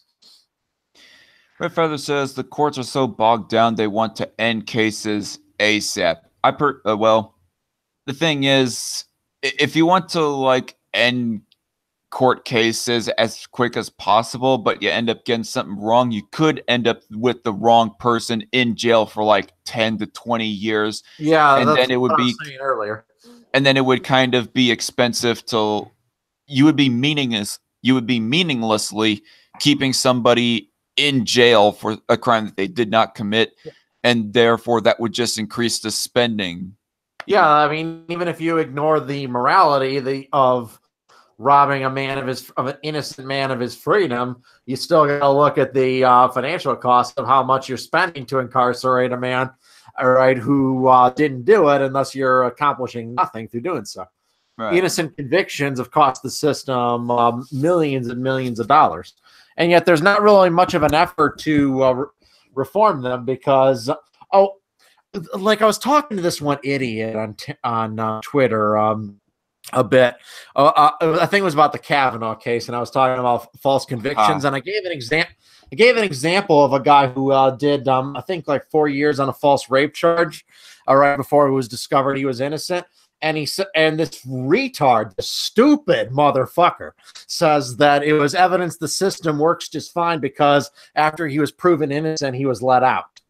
Are you that fucking stupid? The man sat in a prison cell for 4 fucking years of his life. That is not the system working well.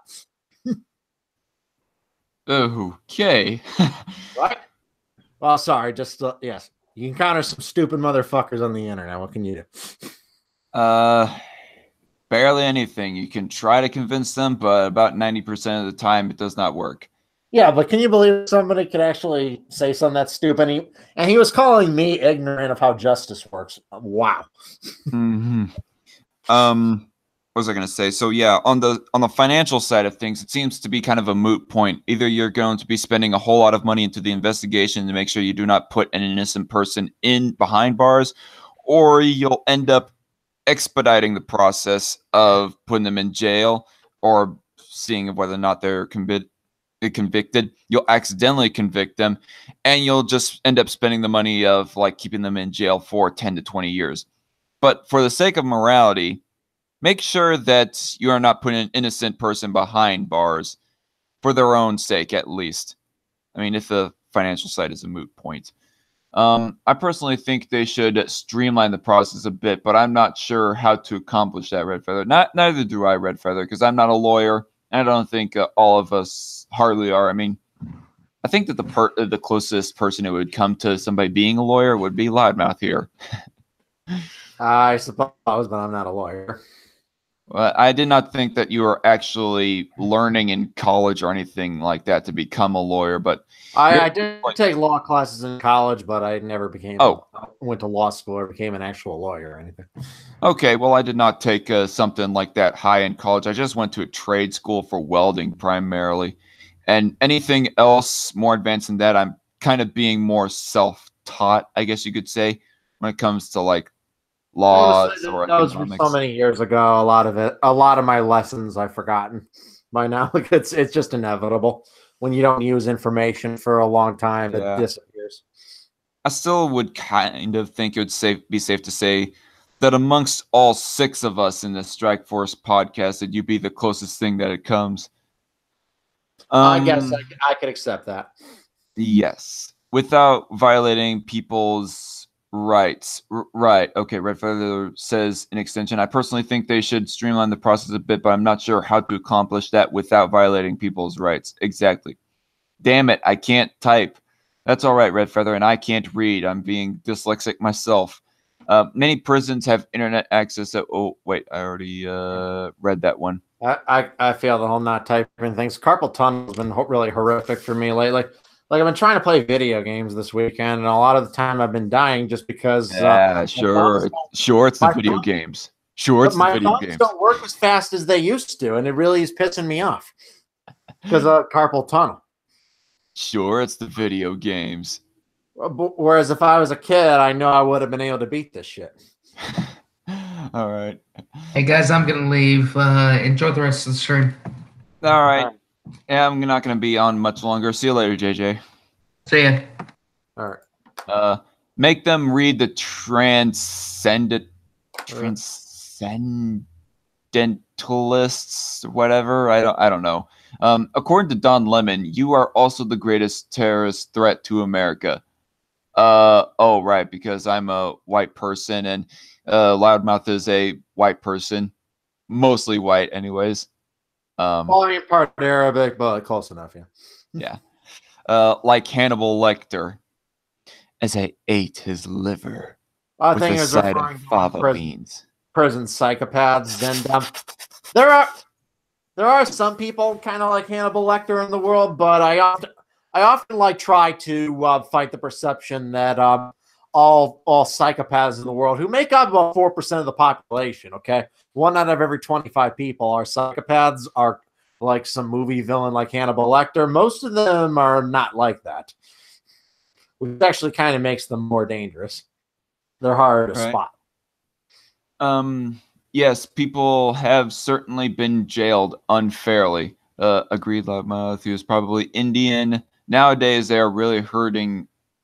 They are really hurting for CDL certified truck drivers. They underpay CDL drivers, like you said. Anyways, yeah. Yeah, no one should really waste their time with that, because when it comes to truckers, they tell you a lot there's all this money, but they attach so many strings to it that it's pretty much not worth it. Mm-hmm. So, personally, I would always recommend, the only person I would recommend for trucking for is if the person were homeless, because then you basically just be living out in your truck all the time. Right. That'd be the only person who I would ever recommend trucking for, would be a homeless person. Yeah, I mean, don't a whole lot of semi-trucks have like a bed in the back of the cab? Yeah, they for over the road. I have a friend who does that. He seems to like it, but I don't know. I think the guy's getting gypped. Yeah, because you have to spend all that time away from home, and it's just not worth it. It does seem like a job that would just a little bit try your sanity. And I like driving long distance, but if I'm going to be asked to spend all that time away from home, they should be paying their drivers way more than they do. Yeah, I don't think Hannibal could be reformed, and it's somewhat understandable if you ever saw Hannibal Rising. Okay, wait a minute, Hannibal Rising, is that like a sequel to Silence of the Lambs or something? It's a prequel to Silence of the Lambs. Oh, prequel. Okay. Well, yeah, if you had a family and stuff, it would be hard, says Red Feather. Honestly, yeah, Red Dragon. Well, Silence of the Lambs Red Dragon was really good, but I don't know if I remember much about Hannibal Rising.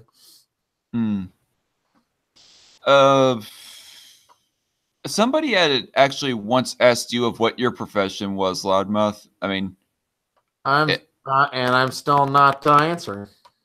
Okay. I thought just a little bit curious, but I'm a Jedi Knight. Oh, there you go. and I'm Batman. I'm a Batman Jedi Knight. There. A lightsaber wielding Batman. That yes, I'm a badass. fucking lightsaber wielding Batman. Yes. I'm a lightsaber wielding Batman by night and a male prostitute by day. Don't forget, you're also a stripper, like S-Man revealed to us. I Oh yeah, yeah. Women can't keep their hands off my bod. What can I do? I have not been afraid to like reveal what my profession was. I mean, I'm an in-town truck driver, a delivery truck driver. See, if you're doing it in town, that's fine. But for over the roads, they need to pay their drivers more. Right. For the ones who spend like weeks away from home. The most that it gets for me nowadays is like I'll be like driving it about an hour out. That's at most. It used to have been like I would have to drive all the way from here in Wichita to Hutchinson, which is about a 2-hour drive or something like Hour that. out. That's not very good hours a day. Yep. Although now they have like an alternative driver. They have like one guy to like just handle the very long distance drives while I focus on the more hectic in-town stuff. Get it all done. Focus on all the dozens of what? City driving a commercial vehicle is the worst, man. Because those things are hard to steer. Yeah, I don't mind it so much. On the open highway, it's no big deal, but goddamn, in the city. Mm-hmm. Well, it's a stake bed actually. It's not a semi that I drive. Oh yeah, those are probably easier. Yeah, semis are a bitch. By the way, I got a question for you, Loudmouth. You know about the whole hashtag WSJ kills kids and Ralph Retort?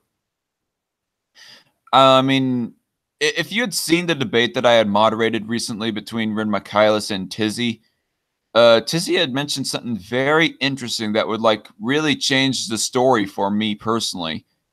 That Ralph Retort is a doxer.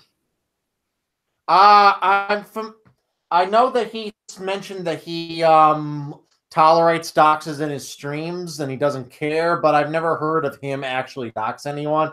Has he really? I mean that's what he said. Tizzy not only mentioned the fact that the guy himself allows doxing like a passive, like he said like that a passive pussy. He openly said he doesn't give a shit if people dox in his streams. That's pretty crappy. That is a pretty shitty thing. I have no love of Ethan Ralph. I think the guy is an absolute scumbag, but I still think it's insane that because money going to sick kids comes from a less savory person, that it would be given back to that unsavory person rather than being given to sick kids just seems weird to me. So saying that they should have kept the money for the sick kids is not saying that Ethan Ralph is a good guy. He isn't. I think it's more what JJ said. He allows it in his stream. If I'm a moderator, I delete all doxes. Right. Well, yeah. So, as do I. But then again, he's got a much bigger audience, and obviously, if you small channels, we've got a few comments, we can read them all, and we can delete unsavory ones. But if you're a big channel, you're not going to see everything. So it kind of, I could give like a big channel a passive, like if someone posted a dox in the chat and they just didn't notice, you're not going to be able to see everything that goes on. It's another thing entirely if you're openly saying that you don't give a shit. That kind of seems like an endorsement of the behavior.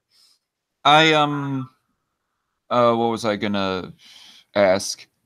Do you think that Ethan Ralph being like passively platforming all these people to dox other people, do you think that warrants him taking his having his channel taken down? It might. I really don't know the exact details of why he was taken down, but Right. I can see that as something that would justify that. I do. But I'm primarily asking in your personal opinion. I mean, disregard terms of YouTube's terms of service. Do you think, in your personal opinion, that should warrant somebody having their channel taken down? If you passively allow, that's a difficult question. I firmly said that I think somebody who actively uses his channel to dox people should be permanently banned. I've made that position of mine incredibly clear. But if someone else, if it's not really the channel owner who's doing the doxing, I don't know if that would justify a permanent ban. I don't know. I'd have to know more details on the case. Mm-hmm. Right. Like, I mean, you would almost be playing with the guilt by association yeah, that's aspect, something which I is don't kind want. of fallacious. Right. And obviously, going back to that old thing, guilt by association is not always fallacious, but that could be an example of it being used in a fallacious way. Like I said, it all Right. really would depend on the circumstances. The problem with the money is that the super chats were mostly anti-Semitic, and some say they promote that there. And Tizzy actually made a point in that stream that he thinks that $26,000 is just a drop in the bucket when it comes to St. Jude's, because they like receive millions of dollars of donations from other people. Yeah, 26 is pretty small. They do take in hundreds of millions of dollars every year. Their organization is worth in total right now, I think like 2 or 3 billion or something like that. So Mhm. yeah, that would be small, but $26,000 that could pay for the cancer treatment of up to 3 sick kids. So Yeah. all right, that is a pretty substantial amount of money. Okay, and those are 3 children who Yeah, I might not mean, get a donation. whether or not it was a drop in the bucket, and I think that where the money came from, at least in this case, is like regardless of where it came from. Like, I it think really they shouldn't still should matter have where kept the the money money. came from. It really shouldn't. Like, let's say the money came from ISIS, for example. Would you rather if ISIS sent you a bunch of money for sick kids? Would you rather that money go back to ISIS or go for the sick kids? So it really shouldn't matter where the money came from. All right, it really shouldn't. Mhm. It's weird to me, the notion that a dollar for a good cause is worth less because it came from somebody who might be an asshole. Well, in the case of ISIS, it's not just a person who's an asshole. It's them being of a psychopathic, murderous fuck. Well, I mean, you theocratic don't is the best way to describe ISIS. theocratic. I don't think every member of ISIS is a psychopath. It's mostly that Okay, yeah. religious theocracy has kind of blindsided them and just indoctrinated them with hate. Well, I think okay, so not every single foot soldier of ISIS would be an utter psychopath. I'm gonna take that back. But if you are like one of the people that has the guts to actually cut a reporter, just a mere reporter's heads off with a butter knife, you have to have some psychopathic tendencies. Well, yeah. But at the same time, religious indoctrination can be enough in and of itself. And are you familiar with the Milgram experiments? No. That was a very, very interesting one, okay? Where they basically would test people by having someone administer fake electric shocks. They told them to raise the voltage and administer electric shocks on somebody to test whether pain. All right. Well, they would have the person ask questions, okay? And if the person answered wrong, they would tell them to press a button that would give them a shock. And they told them it was testing pain's influence on people getting right answers. In reality, no one was getting shocked. The person who was being experimented on was the person administering the shocks.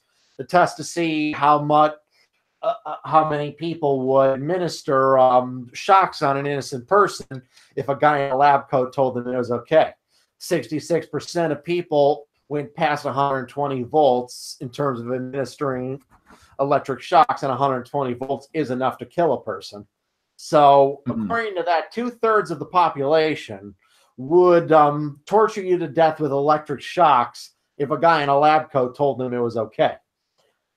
Right. It was first thought that only 4% of the population would administer shocks at that level because only 4% of the population were psychopaths. But it's not necessary for someone to be a psychopath to do despicably immoral things. Sometimes a simple, unquestioning allegiance to authority will be enough to turn someone who would normally have a better moral compass than that to behave like a psychopath. All right. That makes sense. Yeah, look it up. Watch the videos on it. It's very interesting. So what's it called again? Milgram experiments. The experiment was done several different times. When the first test subjects were men, they had some women claiming that if they had had a woman be the test subject, that a woman would be more moral and empathetic than men. All right, thus wouldn't administer shocks as much. That turned out to be complete bullshit because they repeated that experiment with entirely female subjects, and they were just as likely as the men to administer full electric dosages. All right, so I came across. I just typed it in, and it like auto completed. The Milgram experiment, Milgram experiment, full film. I'll put that on my watch later list. All right. So, kind of rewinding back on to Ralph. Redfeather says, I don't think Ralph promotes anti-Semitism, but he doesn't like censorship. I gotta say that if a person is just like speaking racism or something like that, I will not like police around and like delete every single comment that where a person has some kind of superiority complex with other races or whatever. I mean, I'll just put out the disclaimer that I don't condone every single one of these comments because, for one thing, some people can be rather sarcastic with their comments, and it's kind of hard to tell when it comes to chat. But if they're like I wonder how many of those anti-Semitic super chats. I wonder if they were just people being edgy, trying to make dark, edgy jokes, not genuine expressions of anti-Semitism. I always wonder how many, and I wonder if it's just an example of people overreacting to edgy, dumb humor. And what was I gonna say? If they were like actually making threats, like kill Jews or whatever have you. I mean, if I think that they are being serious, I would definitely probably delete a comment like that or ask that my moderators delete a chat comment that because that goes a step further. I've banned people from my channel for less. People annoy me or just like trying to slag me on my channel or being obnoxious, banned because I don't want to listen to you. Like if somebody is tweeting about how terrible my videos are, then they should appreciate me banning them from my channel because, all right, I'm making it so you don't have to watch them anymore if you don't like them. Mm-hmm. If somebody was to like dox in my chat, I don't know for certain, but I almost think that I would like screen cap the dox first, just so that I could like get on record that, hey, this person attempted to dox or whatever, and then delete the comment afterwards. Yeah. Yeah, right. Just not just drop the dox in my chat and I spot it, banned. Not just delete the chat comment, but yeah, ban them as well. But I would want to still like keep the piece of evidence that they attempted to dox, just to like raise awareness, I guess, about the person. Right. Although that kind of, I don't know, that might put other people on edge about me. Now people will be thinking, oh, Darkon, you're going to be using that information against the person or whatever else have you. Doxing needs to be fought. People are doing that shit that, all right, they need to be exposed and people need to disassociate from them. Although people shouldn't really be worried because I like what? Violence, okay, that's the thing about doxing. It's similar to a mob boss saying, "I know where you live." All right, just because you don't directly say, "I'm going to go kill you" or anything, that's still the threat is still clear. And I see doxing as very similar. I do see it as a way of using a threat of violence to intimidate people into silence. Redfeather says he should at least discourage doxing. Yeah, and I think that he should like take away moderating positions from a lot of his moderators and put in new moderators who would make sure that there is like far less doxing going on in his chats. I mean, if he was to do that, then I would be less on edge about whether or not he should have had his YouTube channel taken down. But right now, I mean, originally when I heard this story, I don't think that Ralph should have been taken down off of YouTube. But knowing all this information, it makes me not care or maybe even outright think that it was the right move to like take him down. Yeah. That's kind of my attitude is kind of indifference to it. I'm not really saying I support it, but I really would be lying if I said I gave a shit. Yeah. Apparently, he has moved the kill stream to stream.me. That's what I heard. Well, you know, if St. Jude's wasn't always sending out adverts in the mail about getting mailing labels and shit from them, perhaps they could save some money. Apparently, Ralph has been to prison. Not sure for what, though. Yeah, that's what I have read at He got drunk and he assaulted a police officer. That's what he did. And he did do a bit of time in prison for that. My brother also says, yeah, that is also why I have mixed feelings on teaching kids to follow authority. Absolutely. I think she's referring to your comments on the Milgram experiment. That was what the Milgram experiments were about. They were testing whether the average ordinary person would do something despicable in a vacuum that most of them wouldn't do if a person in authority told them to. The conclusion that Milgram announced at the end of it, he said that if a series of death camps, Holocaust-style death camps, were to open up in the United States, they could find staffing in any medium-sized American town. Mm-hmm. It was shortly after the Holocaust and happened, whether seeing the whole "we were just following orders" defense, how well that really holds up, and it really does show how large swaths of people will just blindly obey authority even when it's completely immoral. Right. I think they were just trying to be edgy, but from the Wall Street Journal perspective, it was an easy way to take them down. For those who don't know, they would assume bigotry, says Redfeather. Yeah. It's hard to tell sarcasm when you're reading text.